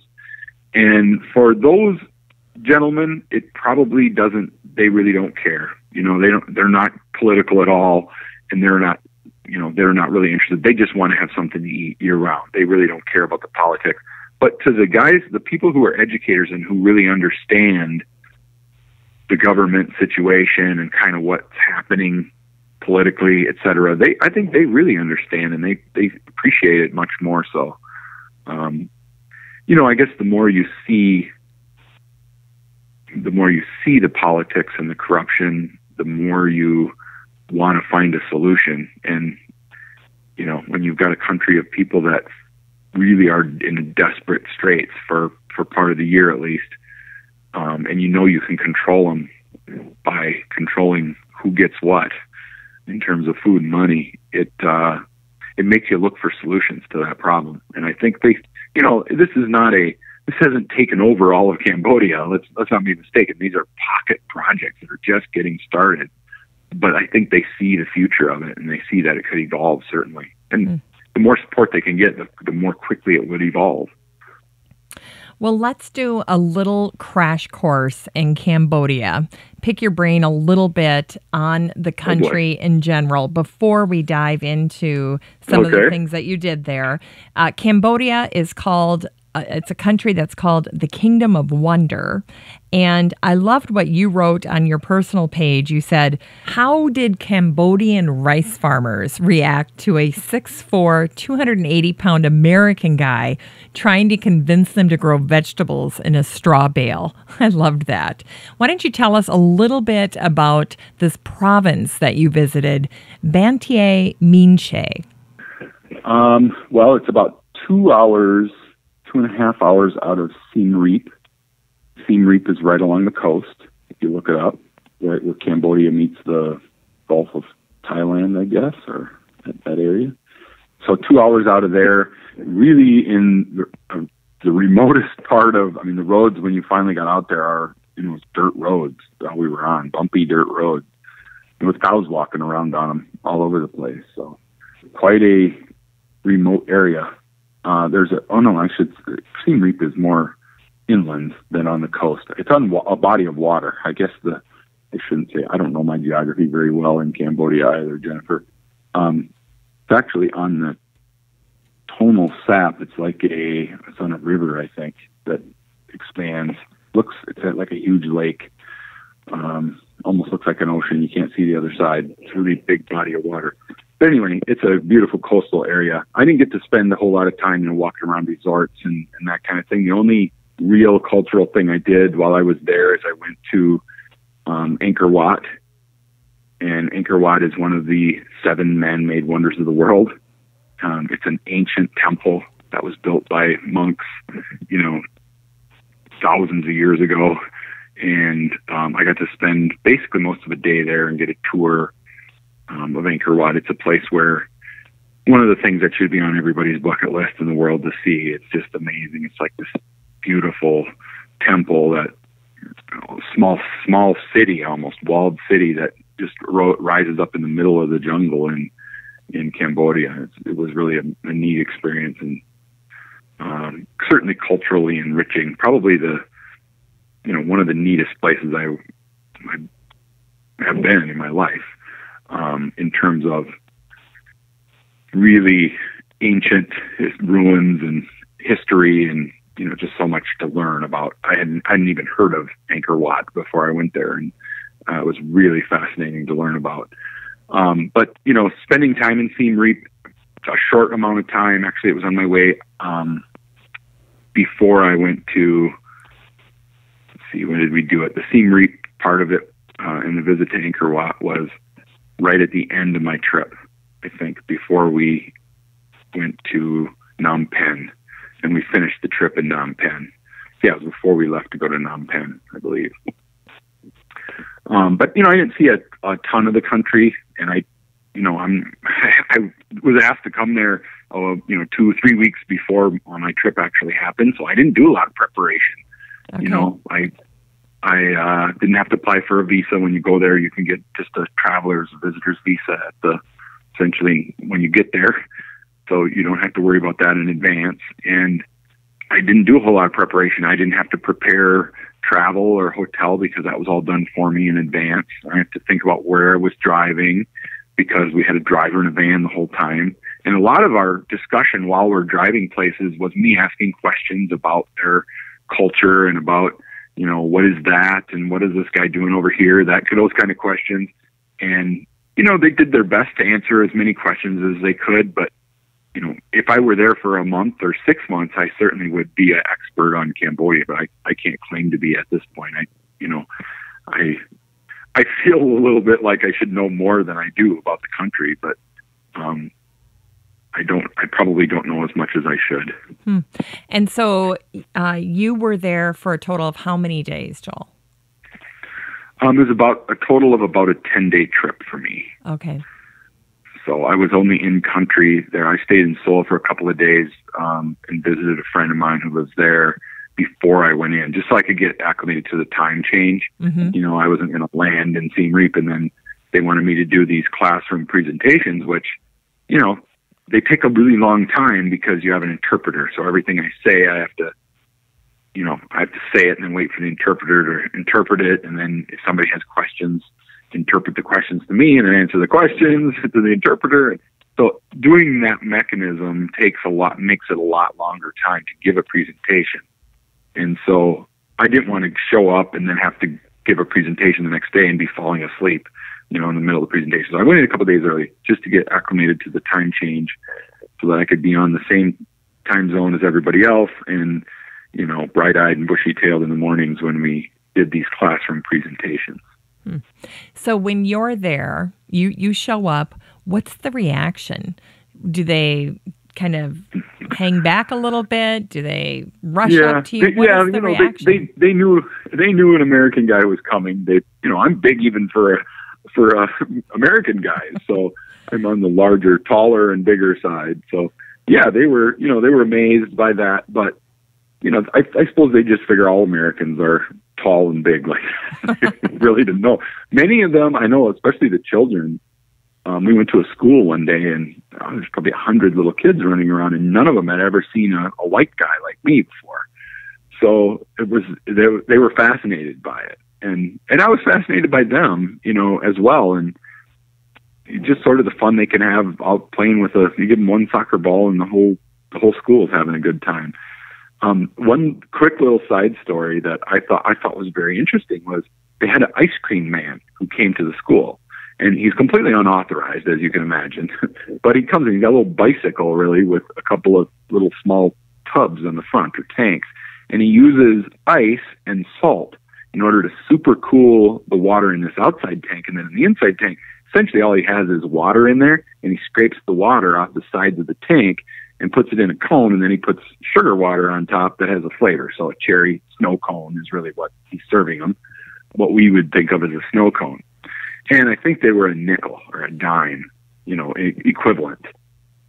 And I said to the guys I was with, I said, I'd be willing to buy a snow cone for all these kids if they want one. And he's like, oh, please don't do that. And I said, well, why not? He said, because vast majority of these little kids don't have the money to buy a snow cone. And he's not supposed to be here to begin with. And he said, if you have them stand in line, they won't go back to class. They'll wait here because they want that snow cone. And he said, if you notice, it takes them a minute or so to make a snow cone. That'd be 100 minutes. It'll be 2 hours before these kids get back in school. And he said, more than likely it'll take all day, because as soon as they finish the snow cone, they're going to get to the end of the line to get another one. Oh. And he said, and we don't have dental care here like you do. He said, and these kids' teeth will get rotten because they shouldn't eat sugar like that. And he said, just, the sentiment is great. He said, and I appreciate it. But he said, please don't do that. It would be a disaster. Oh, so you don't think through cultural situations like this. I'm thinking I'm going to be a nice guy, and he just explains to me in a lovely way how it just doesn't work. The things that we think would be generous and nice, mm-hmm. if you think it all the way through, really isn't a good idea. Yeah. And that's just one little tiny example. I mean, there's much bigger scale things where, our government or other governments think they're helping these people in Cambodia by providing them food aid on a regular basis. And in reality, what they're doing is making them, reliant upon this food aid, where we should be educating them and teaching them other methods to grow their own food, and he's trying to correlate the two, really. So I thought it was fascinating. It is. Well, once you were in Cambodia, you were actually conducting training courses. So what was that like? Where were you at? Were you inside? Were you outside? Who was in your audience? The classroom was it wasn't anything super fancy, but it was very nice and comfortable. They had a LCD projector and, all the modern accommodations. They had a speaker, microphone, so a PA system. So people could hear me. The audience was probably, 75 to 100 people maybe. Okay. And most of them were NGOs, participants in the program, the actual farmers, government people who were educators, who maybe sort of like extension agents, like we would consider a extension service office here in the United States that teach agriculture and help people with their farming practices, that kind of thing. And there's just a big variety of people who attended. I think they gave them notice that someone was coming and going to teach these classes, and tried to garner some interest, and they provide food, lunch and stuff like that for them to try to encourage them to come, because everybody is struggling. So you have to think about, if you're traveling somewhere, how are you going to pay for the gas for your motor scooter and or your car? How are you going to get a ride? Or where are you going to stay? All of these become issues for them. It's not like us. We just get a motel somewhere or hotel and run out to Denny's and have breakfast. It just doesn't, it's completely different. So for them to attend a conference like this is a really important, big deal for a lot of these people. But yeah, it went very smoothly. I mean, they asked for presentations, and he kind of told me in advance what they would like to learn about, and what kind of details they wanted to know. And I tried to customize my presentation a little bit for their needs and their purposes. One of the things I was really concerned about is my method of straw bale gardening involves adding a nitrogen source to the straw in order to get the decomposition started. And, here in the United States, it's easy. You just run to the garden center and you buy a bag of fertilizer, or you buy a bag of organic fertilizer, and you go home and you put it on. It's pretty simple. But for them, it's not. I didn't think, at least, it would be that simple. Now, as it turns out, they have lots of fertilizer. That's Really? one of the things that they have lots of, and they understand because they grow rice, and rice takes lots of nitrogen. So they have urea nitrogen, great big bags of it the farmers have to be able to fertilize their fields. So having fertilizer available, I don't think is going to be a problem for most of them. That's one thing that their government does provide them that, I think they probably have to pay for it, but it's subsidized, so it's relatively inexpensive for them to have. And they'll be able to have all the fertilizer they need to do their straw bale garden. But I also did a whole bunch of, manure presentation on how they could use manure, from different things. And they could use, one of the big mistakes I made in my presentations, I talked about using animal blood and how they could use, the blood from any processing of meat. And they said, one of the gentlemen interrupted me and said, well, in our culture, we already use the blood. We dry the blood and we drink the blood, or we use it to make food. We eat it. So he said, we wouldn't use the blood as fertilizer. We would, that's part of our culture. And I didn't understand. I didn't know that. I didn't realize that. So, that's kind of a slip up not to know that. But, it's kind of what happens. I learned a lot too while I was there. And then we talked about cow manure, how they could use cow manure. And they said, well, how would you get the cow manure? I said, well, you just go and gather up the cow manure from the pen. They said, oh no, our cows just walk around everywhere. So we would have to follow the cow to get the manure. And, I never even thought about it, but that's very true. I mean, they do have some cow manure, because I'm sure the cow comes back to their pen, and once in a while they leave a little manure behind, but the vast majority is when they're out eating and walking around, they're fertilizing right behind wherever they're walking. And it would be difficult for them to gather up all of that cow manure. Huh. So yeah, it was the cultural difference, and just the overall difference was amazing. I bet it was. Well, you've talked about straw bale gardening now for years, thousands of presentations. You get hundreds of questions every day. How did their questions differ from typical questions you might get in the United States, or were they not different at all? They really weren't that different. No, most of them, we got into some of the biology and the science and that kind of stuff, because I think that's important for people to understand. But you got to remember, when I just talked to you about looking through a microscope, a 400 power microscope, if I said that to this audience, many of them have never seen a microscope. They don't know what I'm talking about. What is a microscope? I'd be talking about 400 power microscope. They wouldn't even know what that means. And it was very helpful, because the interpreters I had that spoke Khmer and English, and a couple of them also spoke Korean. So it was great to have, somebody who could interpret, and they understand the culture. One of them happened to go to college here in the United States, so he really understands the culture of the United States as well, and knows, a little bit about agriculture here as well. And he could say to me, they're not going to understand when you say this. Even I would say something, and he would say, we need to figure out a way to say that, because many in the audience are not going to understand that. So let's figure out a way we can say it, and you don't even think about it, because the audiences I speak to, everybody knows what a microscope is. Everybody knows what a 400 power microscope is.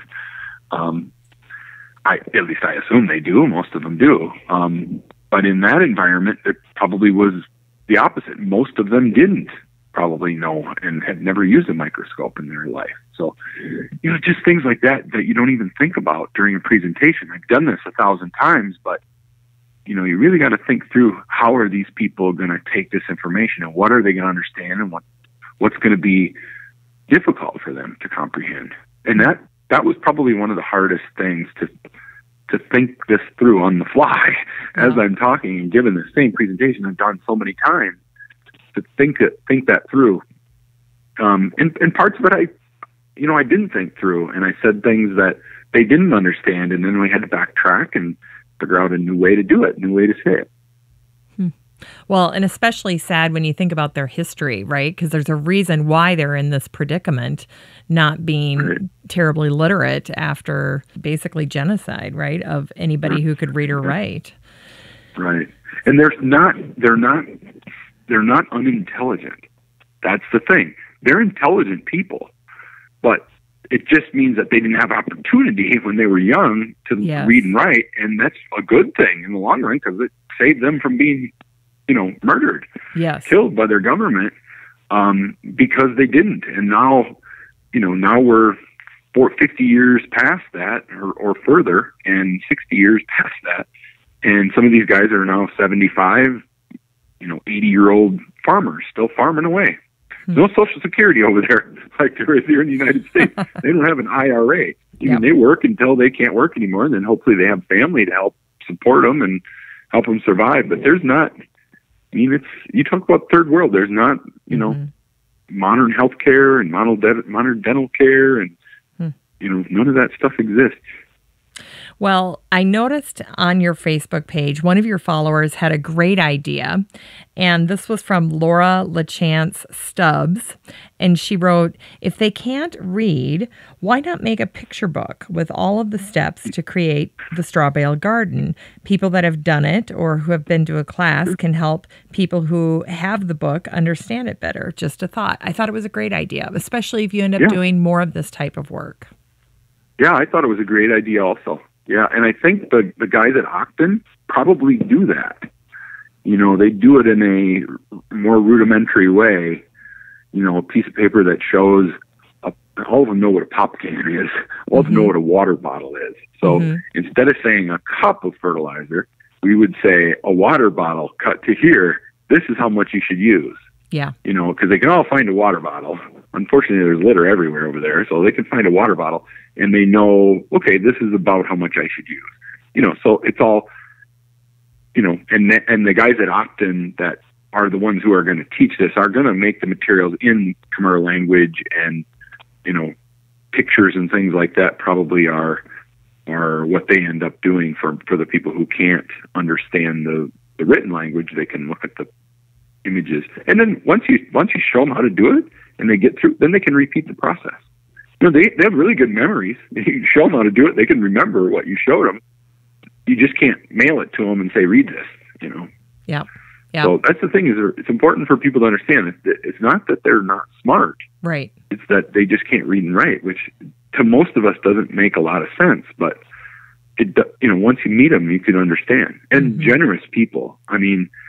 The one farmer whose home we went to set up a small straw bale garden kind of brought a bunch of the officials team with us. So there's probably 12 of us or 15 of us at this guy's house.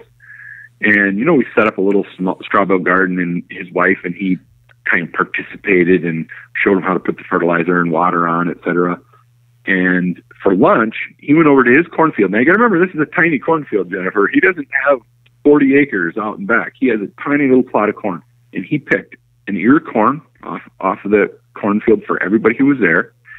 And he went over and he killed one or two chickens of his own chicken stock, and he made essentially fried chicken and corn for us for lunch.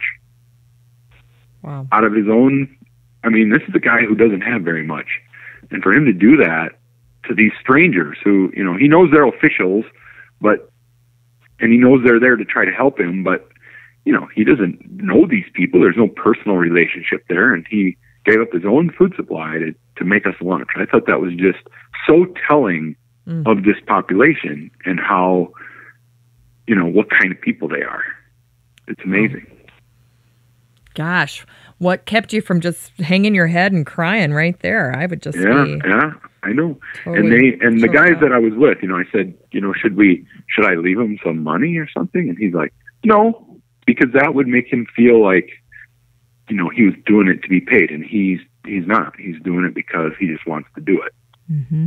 And it's probably not a good idea to leave him money behind. Now, maybe Ogden or somebody he works with on a regular basis will compensate him, or did compensate him at some point for giving that up, because that's, for his family, that's about 12 days worth of food that he gave up to us. So that was pretty generous. Very, it's amazing to see how generous these people are, with what they have, what little they have.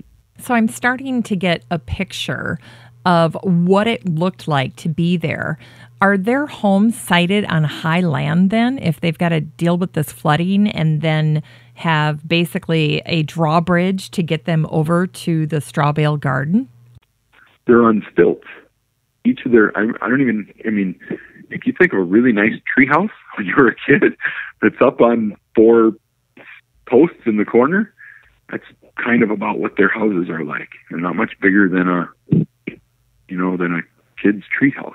Probably 8 feet by 8 feet, and up on 4 posts or bamboo poles, essentially, that are 10 or 12 feet high. Huh, you're kidding. And then the surroundings are kind of tin. They got tin up on the roof, or plastic or metal or wood or whatever they can find. I mean, there are homes in the nicer neighborhoods that are, have, beautiful brick walls and stucco and the tile roof, etc., for where the rich guys live.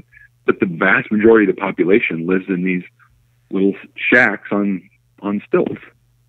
You drive through the small towns, and you're driving on the road, and 6 feet away from the road are these houses. Underneath, there's activity and things going on around these stilts, but it's up on top of the stilts is where they live. So as it starts to rain, the only way they can get around is using these canoes.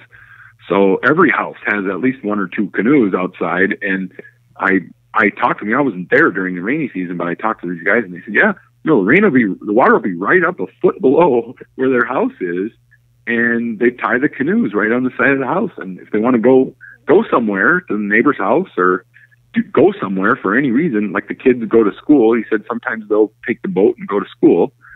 School isn't over there like it is here, where every kid gets picked up by a school bus and brought to school, and the taxpayers pay for the school. If you want your kid to go to school over there, you have to pay for it. And the teacher will call if you haven't paid your bill and say, hey, I want my $6 this month to teach your kid. Otherwise, your kid can't come to my school anymore. And, so they take education seriously over there, and the mom and dad have to come up with the money to pay for it, by doing something. So hopefully they have a little extra rice to sell, or, some way that they can make money to be able to pay for their kid to go to school. But not every kid goes to school like they do here. It just isn't. It's a different way of a different culture, So you've talked a little bit about the conditions, the dry season, the rainy season, the flooding, that type of thing. Mm-hmm. There's so much that straw bale gardening can help kind of mitigate for them. But what are the other conditions there that you had to take into consideration for straw bale gardening? Well, a couple of things that we ran into. One is they have a lot of, I guess I would call them, for lack of better terms, because I don't know exactly what they were, but grubs, these big giant worms. And when we went to the Octon, the NGO, and we were looking through some of the bales that they had set out and had conditioned and had some plants growing in them, et cetera, when we tip them over to the side, there was all these big white grubs underneath. And it kind of, freaked me out. I'm like, oh, wow, I've never seen big giant white grubs like that. What are you going to do with them? He said, oh, we love those. We pick them because we eat those. Oh. So we love that those are there. And I'm like, oh, okay. I didn't realize that, but more power to you. And then also in my presentation, I was talking about rodents, and I said, you got to be careful, because if you don't keep the bales nice and moist on a regular basis, then they could attract rodents, because of nothing a mouse or a rat loves better than a nice dry bale of straw. They make a hotel in there, and it's a good place to live. But I said, as long as you keep it nice and moist, that won't happen. And they said, oh, we love having if the rats came, because the rats are worth $1 a piece. They sell them and they eat them. So the rats, they were in favor of having the rats come, a couple of the farmers. So, what a cultural difference, drastically different than the attitude you would ever get from a straw bale gardener in the United States. They encouraged the rats to come. They were looking forward to that. So that's an extra $1 per rat. Oh my gosh. And wow. Yeah. And when you have a flooded environment like that, I'm sure the rats are looking for a place to dock and, have them come up on top of your mound of soil. You'd think that would be an issue, but not for them. He was looking forward to it, the farmer I talked to. So, well, to each his own, right? Let's talk a little bit about the organic medium that you were working with, in this case, rice straw. You mentioned that prior to your suggestion to use it for straw bale gardening, it was burned. Yeah. Really, it wasn't necessarily my, KOTRA has already been doing this. The Koreans have already been working with them on not burning their rice straw and trying to decompose it. They make windrows out of it, long, like narrow piles, and then they grow mushrooms and things on it.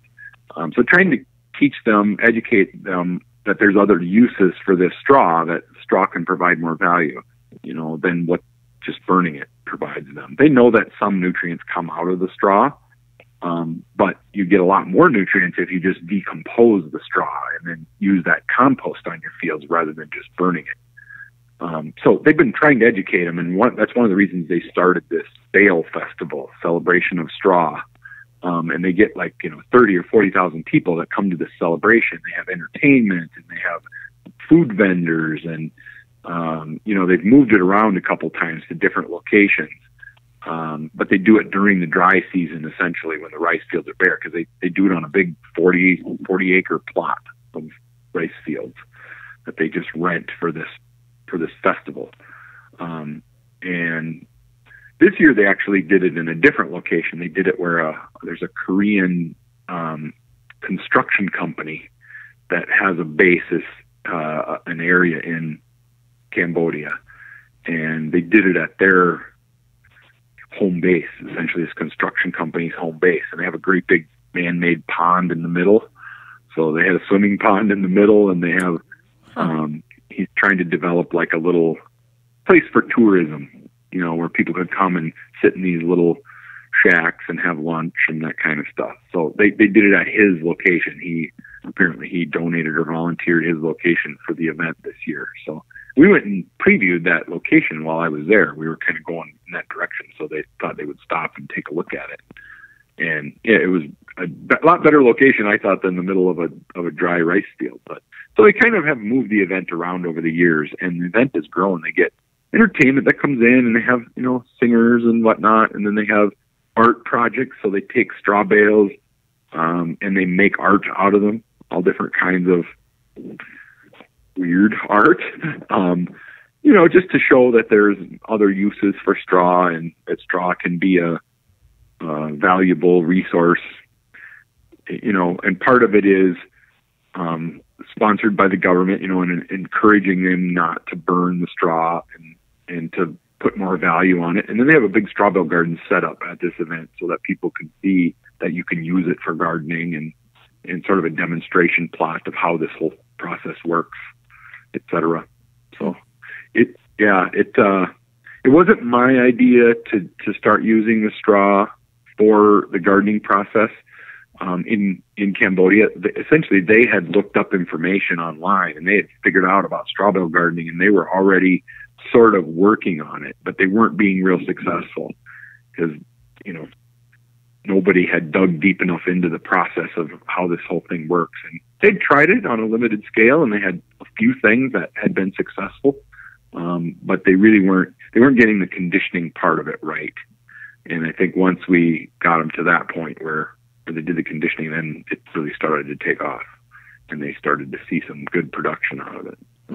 How does rice straw compare to what we use? Is it thicker? Is it? Yeah, no, it's more leafy. There's more leaf than stock material, so it's actually it actually works really well. It has a good ability to absorb, just like wheat straw or oat straw or barley straw here in the United States. But it has the bales, I think, are maybe denser just because there's more leaf to the hollow stem proportion. It does have a higher carbon content, which means it takes more nitrogen in order to break the straw down. We're really trying to get to a ratio of about 24-1 carbon to nitrogen. That's the perfect balance for bacteria to reproduce. Most wheat straw is about 45 or 50-1. Rice straw is a little higher than that, it's about 60-1. Oat straw is a little lower, 45, 40-1. Where hay is about 28 to 1. So, hey, you don't need much nitrogen at all. It already has a lot of nitrogen in it. So, it does take a little bit more nitrogen to get their process to work, but they have plenty of water during the season when they need to do the conditioning. They got water everywhere, so that's not a problem. It's about providing water. They just need 2 cups of urea per bale, and their bales start cooking like crazy. Get that bacteria growth inside there, and 15 days later, they're ready to go. Straw decomposes really quickly over there because it's so hot and humid. They certainly can't garden in it for a whole year like we can here. Theirs is going to be 3 or 4 or 5 months, and their straw is going to be completely decomposed. Now they've got beautiful compost at that point. So eventually, what I'm hoping is the tops of all these mounds that we talked about will just be covered with a 2-foot layer of decomposed straw. It'll be like the most beautiful, lush compost on top of that mound that they won't necessarily need to keep adding straw. They'll just be able to garden right in that. But until they get to that point, straw is gonna serve them well. And they may still need bales just for the drainage factor that they get with the above ground, the raised bed technique. Okay. Now, do they have pest issues that they have to face? Yeah, they do have insect issues. I wouldn't say they're any worse or better than our insect issues are. Here in this part of the world where you and I are, it gets awful cold in the winter, and that helps solve a lot of our pest problems. They don't get that kind of cold temperature, but they do get the flood season. So during the flood season, that helps eliminate a lot of insect problems, just because it's so wet that a lot of insects that are soil-borne can't survive. So that helps them to a certain extent, sort of cleans their environment as well. But yeah, they do have bug issues. I never got into enough detail with them about what insects are their major problems. I'm sure they have mites and aphids and things like we have here as well. Maybe the Asian version of those, but certainly they're great agricultural producers, so they understand, how to use. They use a lot more natural solutions over there than what we do here. They don't have ability to buy and the money to buy, chemicals, to pesticides and things to spray willy-nilly on their crops. A lot of stuff they do has to be a solution made from another plant material that, helps get rid of a pest on some other plant. So a lot of the pesticide, or I guess I would call them insecticides they use, are natural. Well, there's an excellent article on your trip, and it's by Brent Crane, and it's called Spinning Straw into Food Security. And it shows you demonstrating conditioning the bale, and your class is standing around you. Some are taking pictures on their phones. Were they all men? Was it an all-male class, or did you have some women in your group as well? Yeah, there were a number of women in the group, so which was good to see. That they're certainly open to having the. It's different society. You never know how whether the women are going to be involved. But there was a number of women in the class the whole time, and very well respected. I mean, they would ask questions, and they had the respect of the men in the audience. Maybe considered to be a couple of the women I remember being sort of leaders in their organization. So and they had brought their subsidiaries with them to the presentation, and many of those guys were the men. So yeah, they certainly don't they don't put women in the back of the bus over there, that's for sure. They're women are right out there leaders in their agriculture. So I was surprised to see that. You don't think that's going to happen when you go to a third world country like that, but women are pretty smart, Jennifer. Yes, they are. I always say, in many cases, I'd rather have a woman running the show than the man, because very often the women get a lot more done than the men do. At least from my experience. Well, from your lips to God's ears, Joel. Well, I read in one of the articles that there is a festival, this festival we've talked about, and it just happened. It was January 20th through the 22nd, and you had a link to it on your Facebook page in Learn to Grow a Straw Bale Garden. And this festival in Cambodia is where they actually create straw bale art. And they show a picture of this huge straw bale crocodile and a huge straw bale turtle. It's made out of these rice straw bales. And it even mentioned that they made floating gardens with straw bales. How does that work? Well, when I was over there, the school that I mentioned that we went to with all the young kids, they have a pond, like a small lake in their backyard, and that's where they were doing some of the preliminary work on designing this. And essentially, if you think about it, a giant floating raft of bamboo, and then bamboo has a certain buoyancy level. So you make this giant raft, and then you put straw bales on top of this bamboo raft, and you condition the bales, and you plant. And now when the floods come, this bamboo raft floats up with the floods. So your straw bales stay above the floodwater level. So if you didn't have the capacity to dig this deep hole that we talked about and pile it up, which remember, that takes a big backhoe to come in, and somebody has to do that, you could simply go into your woods by your house. I mean, there's bamboo everywhere there. And you could cut down a whole bunch of bamboo trees, make a big giant raft, put straw bales on that, condition them, plant them. Now it starts raining. And it starts raining, and pretty soon that raft starts to float. And it just goes up with the floodwater. You keep it tied to a couple of trees or something to keep it from floating away. And essentially you have a floating garden with these bales on top. And it works.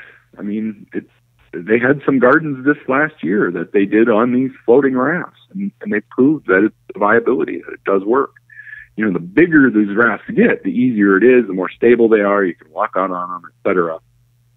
So at some point they need to scale it up to get much larger size, but what they've done so far works well. And they must kind of tether them, right, so that they can get to it. Yes, exactly. Okay. And this is not new concept. This is not a new concept. There were Aztec Indians back in, I don't know when, a couple thousand years ago. You can look all this stuff up. There's actually information about it online. And they built what are called chenampas. And these chenampas were where they would go into like a swampland area with their canoe, and they would reach down off the sides of the canoe, and they'd dig out all the grass and muck, and they would pile it up. You know, make a big pile of it on top of the water. These reeds and things would float. They would pull them out of the base of that swamp, and they would pile them up. And they would get a great big huge mound of these grasses or these, weeds and things that were growing out of the bottom of this swamp. And when they got a big huge pile, they would decompose the top of that pile, and they put their vegetables in the top of that mound, that floating big giant mound. I mean, we're talking a mound like as big as your car, floating mound. Wow. And that would support the weight of a person also. So they could grow vegetables up on top of it. They could jump out of their canoe, go up on top of here, and the roots go down through this pile of decomposing organic material to get moisture, and the tops, there is above the water level, so even while it's raining. And then when the floodwaters came, up the champas would go with the floodwater, and then when the floods went away, they'd come back down again.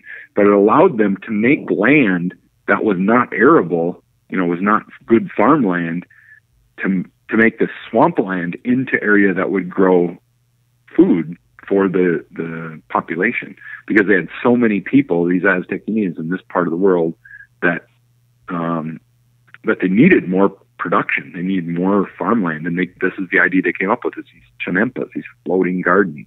So really, it's the straw bale gardening floating garden method is just a takeoff of those chenampas, which were done so many thousands of years ago, or hundreds and hundreds of years ago, that today we're just replicating using that same basic technology today. Well, and it just occurred to me as you were talking about the Chinimpas and the fact that they have to canoe out to these gardens, that if they're doing a straw bale crocodile for their art, there are probably real crocodiles that they have to worry about in the rainy season, right? Yeah, absolutely. Oh my gosh. And snakes, lots of snakes in the water. They told me that the little kids that come to school, some of them, if they can't have a canoe, they'll swim from their house to the dry land. You know, and sometimes it can be a mile. And so they'll take their clothes off, put them in a plastic bag, and jump in the water. And they drag the plastic bag. When they get to the shore, they jump out of the water, put their clothes on, go to school, and going home, they do the same thing. Get to the edge of the water, take their clothes off, put it in bags, swim to home, and, you know, so they commute by swimming.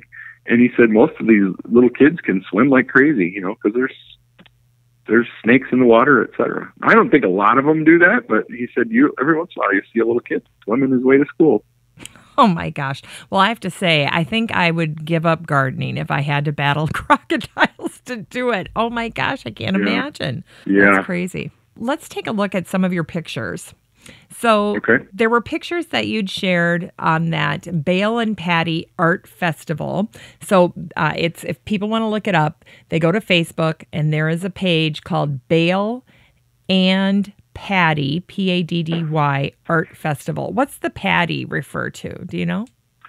Rice patties, I think. Okay. And the first picture, there you are in the conference room, and it looks like you've got a number of attendees, and you're doing a PowerPoint presentation. Yeah, I mean, it's just like giving a talk somewhere, you know, in a library or a campus or something here. They had modern facilities, just like, you know, probably not brand new, everything brand new like a lot of places have here, but you know, they had good enough facilities to put a real nice presentation together. So I asked them, you know, should I bring my LCD projector? Should I bring? Like, no, we have all that. You know, just bring a thumb drive with your presentation. And I actually brought my whole laptop. Just, you know, makes it feel more comfortable if you have backups of everything with you. You want to get halfway around the world and have something not work. So they had to ask questions to the interpreter, and then the interpreter would ask you. Is that how they did it? Yeah, there was a few of them that spoke English that could ask their questions in English. But then the problem is the people in the audience who didn't speak English didn't know what the question was. So the interpreter would always, you know, interpret everything said in English back into Khmer. And then if the questions were asked in Khmer, they would just repeat them in English for me. And, you know, they're good interpreters. These guys are, you know, they have sort of an agriculture background. So they're helping form the question. Along with asking the question, they're asking for clarifications so that everybody can understand, you know, the answers to the question. And maybe they're helping to formulate a better question as well when they're asking the questions. So it was nice having interpreters that, you know, just don't interpret exactly what you say, but they kind of understand the subject matter as well, which was nice. Good point. So the next picture has you outside, and I don't know, are they raised beds? Are they containers of some, or is that actually their bales? Yeah, I think they're probably homemade bales, handmade bales. That could be at one of the NGO sites that we went to that had made, you know, some handmade bales. I think they actually did get a baler. They had imported one baler from Korea, and they used that one baler to bale some straw for their previous bale festival. They had made these mazes and things out of bales, and rather than doing them by hand, they had this baling machine that they had brought in. But one baling machine in the entire country of Cambodia. So, you know, if they want to do this on any kind of mass scale, everything's going to have to be handmade bales, unless for some reason somebody would buy a baler and donate it to the Cambodians. That would be lovely, but I think most of them are going to end up making handmade bales, homemade bales. Then you can make them bigger and make them kind of whatever size you want to do it by hand. You'll see some pictures as well on Facebook of the hand baler that they made. And here it looks like you're tipping over a bale, showing them maybe the grubs underneath. Is that what you're doing? Yeah, they're probably showing me the grubs that were underneath. and you know, a farmer can grab a hold of a chunk of organic matter like that and see that, hey, this is good stuff. You know, you can just smell it and feel it. You know, plants are going to grow really well in this. So just showing them what happens with this microbial activity, and once the bales start to get conditioned, break down, what beautiful compost this makes. You know, and they value that just as much as the straw bale. They were putting the straw bales in these big baskets, woven baskets, because when they're all done using the straw bale as a straw bale garden, then they wanted to keep the compost to be able to use this in other areas to continue growing. That's what I'm looking at, because I saw the basket. So there's actually the straw bale is inside the basket. Yeah. They just wanted to keep all the compost when they were done. They didn't want to lose any of it to be able to reuse it. Or maybe they grow gardens 2 years in those baskets and then dump them out. Okay. You know, but those bamboo baskets like that are everywhere over there, so and relatively cheap. Well, and then it looks like you got to do some hands-on training here, because I see they're working along this row of bales, and are they putting up a trellis with bamboo? Is that what they're doing? Yep, they're using bamboo, and then normally, you know, we would use wire to put up a trellis, something like that, and they didn't use wire. They have plastic, like these, you know, like stretch wrap that you would put around a pallet of boxes or something, that stretch wrap material that goes around there. Yeah. I don't know where they get it, but the stretch wrap, and they would unwind the stretch wrap, and then they would spin it, just like you're spinning thread. They would twist it, and it would make a nylon, you know, a plastic cord, essentially, that they would use to tie up everything, you know, and then that's what they made their trellis out of, was this really tightly stretched plastic twine or cord made from this shrink wrap, big spool of stretch wrap. It was amazing. I mean, I'm looking at it, thinking, what are they going to do with this stretch wrap? And all of a sudden they start spinning it. And I'm like, oh, wow, that makes a really tight piece of almost like rope, string material. You advise putting a trellis up over the straw bales. Exactly. Get the vegetation up off the ground. Yeah. And here we would use wire. And they're going to use this shrink wrap, this spun shrink wrap. Yeah. Wow. Yep. Yeah. They don't, you know, they don't have spools of wire like we have here. That would cost a lot of money. But somehow they get these big spools of stretch wrap, and I mean, there's got to be 10 miles of stretch wrap on one of these big spools that they had. And they would just unwind the length they needed and spin it until it got, you know, it actually became real tight, like a rope. And super strong, so you could tie it around the end and put all your might on stretching it, and it wouldn't break. So it worked really well. There's a couple of pictures where you can actually see it. I think maybe the next picture with the guy in the red pants that's bending over. Yeah.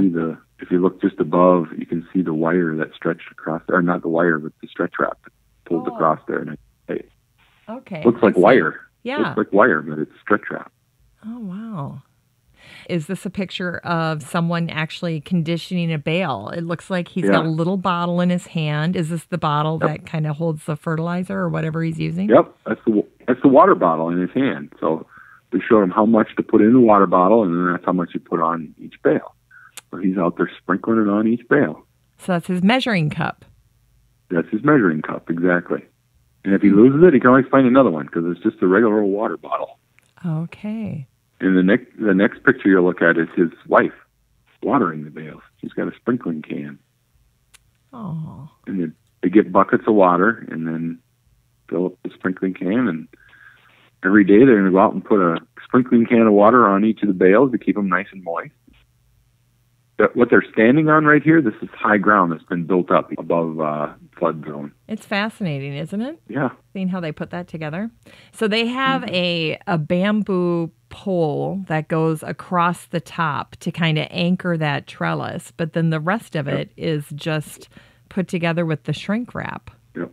Okay, now there is a picture in the Learn to Grow a Straw Bale Garden page, and this is showing them standing around the straw bales that actually have plants growing out of them already. So they had started this before you got there. Yep, they had started it. I sent a couple copies of my book to Mr. Lee, Chio Lee, and I think he gave one to the NGO director. They had already been conditioning and ready to start the bale so that they had something to show when we did this get together, when we did this convention. Now, they didn't necessarily follow the exact process because they didn't really understand what, when I talked about some of the fertilizers that we were using, they weren't the exact same ones necessarily that they had available. So I don't know that they did it exactly the same way until I got there and really showed them the details of it. But they had stuff growing. I had squash and other plants growing out of the straw bales already. So. Yeah, were they pleased with that? Yeah, I think so. One of the guys you'll see in the picture, his name is Chong Doan, and he is one of the managers of the KOTRA program. He's Korean also, and he's been in Cambodia for years teaching the Cambodians, and I think he has a master's in egg business. He's very, very knowledgeable about egg production, crop production. He sort of, I think, was going to take the lead, following up and doing the experimenting and that kind of stuff, sort of leading the charge after I left. So, but very knowledgeable. We had some really interesting conversations about production agriculture, about genetics, crop genetics, and animal genetics, and all kinds of interesting conversations because he's a really smart guy. So. Now, the box that I'm looking at, this box that everyone is standing around, is that the baler? Yeah, that's the baler, yeah.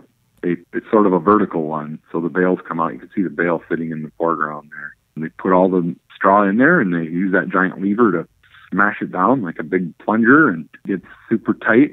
They have strings embedded, and you can see the slits in the door. And little strings up through those and tie them off, and there out pops your bale. And there you go. You can get a really big, really tight bale, and put a lot of pressure on it and really squeeze them tight. Do you think they're planning to build more of those after seeing that one? Okay. Oh, yeah. Lumber is available, because there's lots of trees over there. They grow everywhere. So there's lots of lumber, and it's relatively inexpensive compared to other things. Lumber is fairly cheap, so they can build these balers, and they have a lot of ingenuity. So if they need to do something, they can figure out a way how to do it, build it, or come up with a solution for it. I show them the American version, and they say, well, we don't have this, we don't have that, but we can come up with a way to do it. They just built a wooden box and a giant plunger on the top, and they wanted to do them vertical. It's easier to get the compression that way. A smaller surface area, you can get better, higher compression. So they built that design.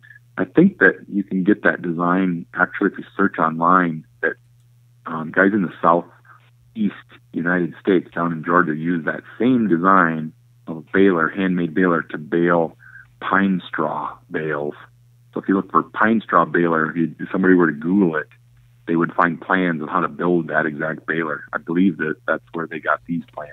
I Googled it and gave them a link to the actual online plans of how to build it.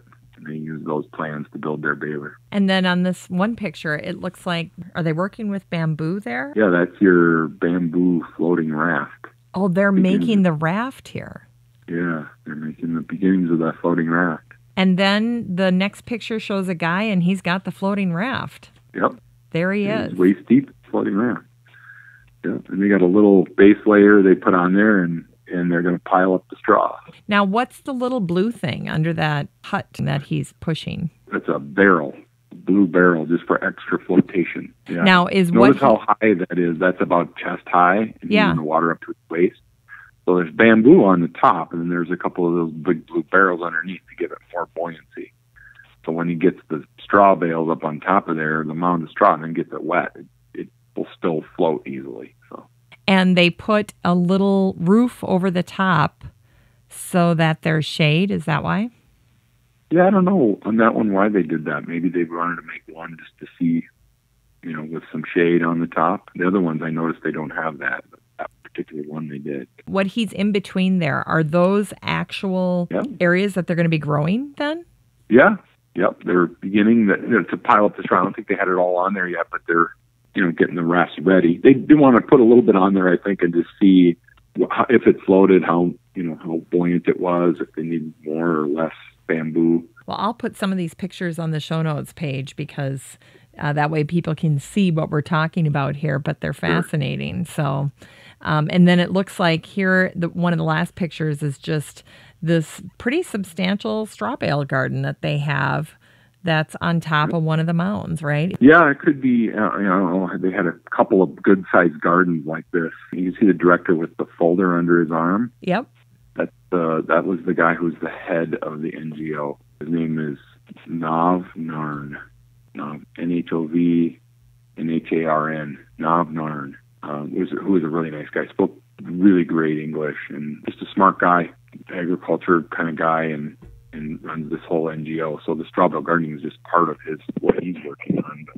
Well, I'm sure that he was delighted that you came, that you accepted the invitation to come and help them to learn how to straw bale garden. It seems like a really wonderful solution to help them become more self-reliant and have greater food security. You know, there was this message that they had posted on their Facebook page that I thought kind of told the story, but it was directed at the people who had attended that day.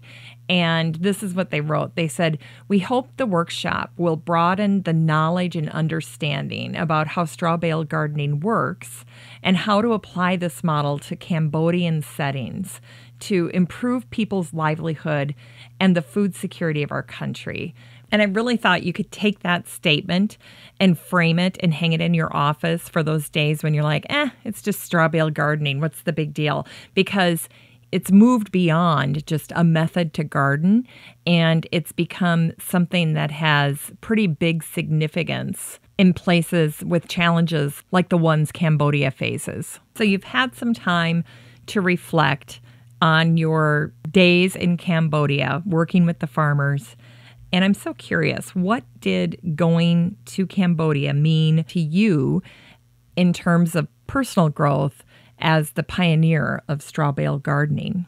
Well, I certainly had very different expectations than what actually happened. I felt like when I went there, am I going to be able to communicate with these people? Am I, are they going to learn anything, and are they going to remember anything, and are they going to, apply any of these things I tell them? But man, did they exceed expectations. When I got over there, they had, already had some gardens planted, and they were excited about doing it. And they, had brought all these people in from all over the country, and it was a big deal to them. And, it made the trip so much more. By the time I got over there and I saw how much they had invested in time and effort in making this happen, it made me feel really good that they were really going to make this thing work and put forth an effort, and they have, we have seen a lot of results and good success because of it. So yeah, it was much more than I thought it was going to be in terms of a trip. Just the cultural experience and seeing how people on the other side of the planet live, and seeing how fortunate we are. I mean, you get back home and you look around and you see everything you have at your fingertips, fresh running water. All I got to do is turn it on, ice coming out of my refrigerator. All I got to do is push the glass in the door. How unbelievably privileged we are in this country, and how many millions and millions of people are right now sitting in their hut on top of these stilts with water everywhere, just in a completely different part of the world, not suffering. They're happy people. I mean, they're very happy, but they certainly don't have what we have. They just live pretty simply. And it was amazing for me, I guess, to see how generous they are to share that little bit that they do have with other people. And it was truly a life-changing experience. I mean, people say that nonchalantly. I went to Mexico and it changed my life. I spent the week on the beach. This was totally different. I really do feel like I learned so much. I took a trip to Europe last year as well, and saw all the sites, and went to Vienna and went to, all the beautiful places in Europe. But they're just like us. I mean, most Europeans they have a lot of stuff. Their lives are much more complicated like ours are. They have the same kind of aspirations as we have, and, concerns about things as we have. But you get over into that part of the world, and it's just a whole different world. It's like you're not even on the same planet. Which I thought was just fascinating. And I love the fact that straw bale gardening could mean something to them and have an impact. I hope in the long term it really helps change their paradigm of agriculture that they currently operate under. I think it certainly can help solve some major issues in their country. And that had to be extremely gratifying. Yeah, it was. I have to tell you, it was very worth volunteering my time to do it. You wonder at that time of year, that's when I could do lots of speaking engagements and I can be busy and financially that benefits me, but this financially did not benefit me, but in many ways I would have paid them to go and do it. If I had known what this experience was going to be, I would have paid them to be able to go and be part of it. So, well, I love it. And I think it's a perfect place to end our interview. Thomas Friedman has a new book out, and it's called How to Survive in the Age of Acceleration. And according to Friedman, the answer to coping with change is to anchor yourself in the world. That everything that matters is the stuff you can't download. It's the stuff you have to upload the old-fashioned way, one human being to another. And I think that's what you accomplished in Cambodia. Oh, yeah. Well, I want to make sure before we close the show that you have an opportunity to tell people who are considering starting a straw bale garden this year, or even people who have done it in the past and are going to continue straw bale gardening this year, that you have created an organic conditioning product for straw bales that you've specifically designed to help people condition their bales, that 2-week process that helps them get the bale ready for planting, for growing. Can you tell us more about that and how they might get a hold of it? Yeah, they can stay in touch on our website, and they'll see the product is just about ready to go. It's called Bale Buster. And essentially, it's all organic. It's used for the main content of it is feather meal, which is about 12.5% nitrogen, and it also contains some trichoderma and bacillus, which are bacteria and fungi. And each kit we sell will treat 5 bales. So if you have a 10 bale garden, you need 2 of these kits. And if you price things out, you'll see that our kits are much less expensive than going to retail and buying the same amount of conditioning agent, because we've just made this especially for straw decomposition. So the trichoderma and bacillus bacteria and fungi are completely harmless to us, but they just do a great job of accelerating that decomposition. So it's super simple. You take the 2 little foil packs and you dump them in a 5-gallon pail of water, and you wait until tomorrow, and you pour that 5-gallon pail of water on your 5 bales individually. So you get about a gallon of water on each one. And then you use the conditioning agent, which is the feather meal. There's a little scooper in the box, and you use that over the period of 10 days for the conditioning period, and you keep the bales nice and moist. About a gallon of water every day. And 15 days later, you'll be ready to plant your garden. And you pretty much plant any vegetables you want right into that garden. Okay, sounds good. What upcoming events do you have, Joel? Yeah, we have a whole series of webinars which will be starting here shortly. Usually we start those in February. So keep an eye on the website. As soon as one is you're able to register, it'll show up. We only put them up one at a time because we like to fill up the next webinar before we list the next one. But there will be webinars, just like I've done every spring. I do the free webinars online. You can always buy copies of my book on the website if people want to really brush up on the subject and learn all the details. Straw Bale Gardens. And remember, folks, if you can't afford a book, I know there's lots of people out there who are interested, but maybe they don't want to invest in a book. You can always go to the library and you can check the book out there. I encourage people, if you don't want to make the investment, you can always go to the library and check it out. And I think I'll convince you after you read the book that you'll need a reference copy. So hopefully you'll come back and buy a copy of the book. I would appreciate it if you did. And if you do so, come to my website and buy it, and I'll sign it for you and personalize it. So, perfect. So they can always get a copy of that. And, there's lots of other stuff happening, events, things, and you'll see a listing of that under speaking engagements on my website. We keep it as much as we can up to date. And another great way to keep in touch is our app. We have a mobile app called Straw Bale Garden. So you can go in your iTunes store or your with a Google phone, you go to that store and download our app. And that's got all kinds of interesting things and links to the calendar and speaking engagements and some little inspirational video of people's gardens and things like that on it. So it might be something people would be interested in. Mm-hmm. And it's free. So that's great. So they go to the Apple or iTunes store. Is it Android as well? Yep. On their phone, just go to the App Store. Yep. And when you go to search for an app, just type in Straw Bale Gardening. And Straw Bale Gardens is the name of the app. and you'll see there's our little logo, and just tap on it and it'll download and you'll have our app. And it'll pop right up. Okay. And then the name of your website again, Joel? StrawBaleGardens.com. StrawBaleGardens.com. All right. Yep. And you're in the Facebook group for Still Growing, so people can also get you that way too if they want. Sure. Yeah. You can always click on me and link over. I think it's probably my personal page, my personal Facebook page that I'm registered under Still Growing. But they can always get to me. They can get to my personal page, and then from there they can link to my Learn to Grow a Straw Bale Garden on Facebook, which is our page, our Facebook page for Straw Bale Gardening. You'll find all kinds of stuff on my personal page, but a lot of it's probably just completely boring to most people.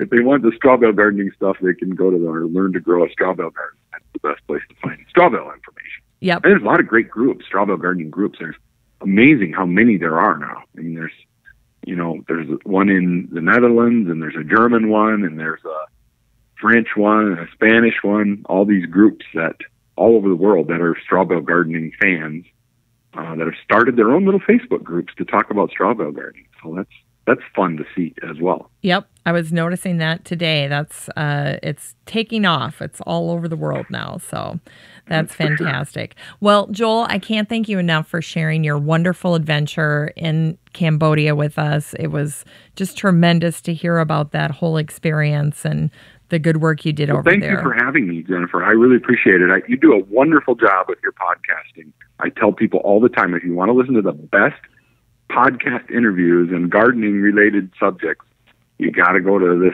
this brand new podcast. I always tell people, Jennifer Ebling, and it's Still Growing podcast. Just look it up online.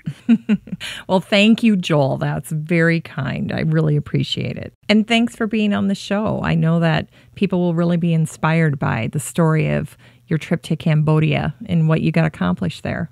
Thanks again. I do really appreciate it. Well, you're more than welcome. And I have to say it was a true pleasure to get to hear all about it directly from you. So thank you for that. Have a great day, Joel. Thanks for being on the show. Have a great day. All right, bye-bye. You too. Well, that's it for the show today. I want to thank my friend Joel Karsten of Straw Bale Gardens for being my guest, for sharing his wonderfully inspiring trip to Cambodia and his good work there last spring. Wasn't that absolutely incredible? I want to thank my team at Podfly Productions for helping me with this episode. David Myers, my editor, Ein Kadena, my copywriter, and David Gregerson, my project manager. Just a reminder that I'll have all of the generous information that Joel shared on the show today in the show notes for this episode at my blog, 6footmama.com. That's the number 6, FTMAMA.com. And it's the home for the Still Growing podcast. So there'll be a page there that's dedicated to the show.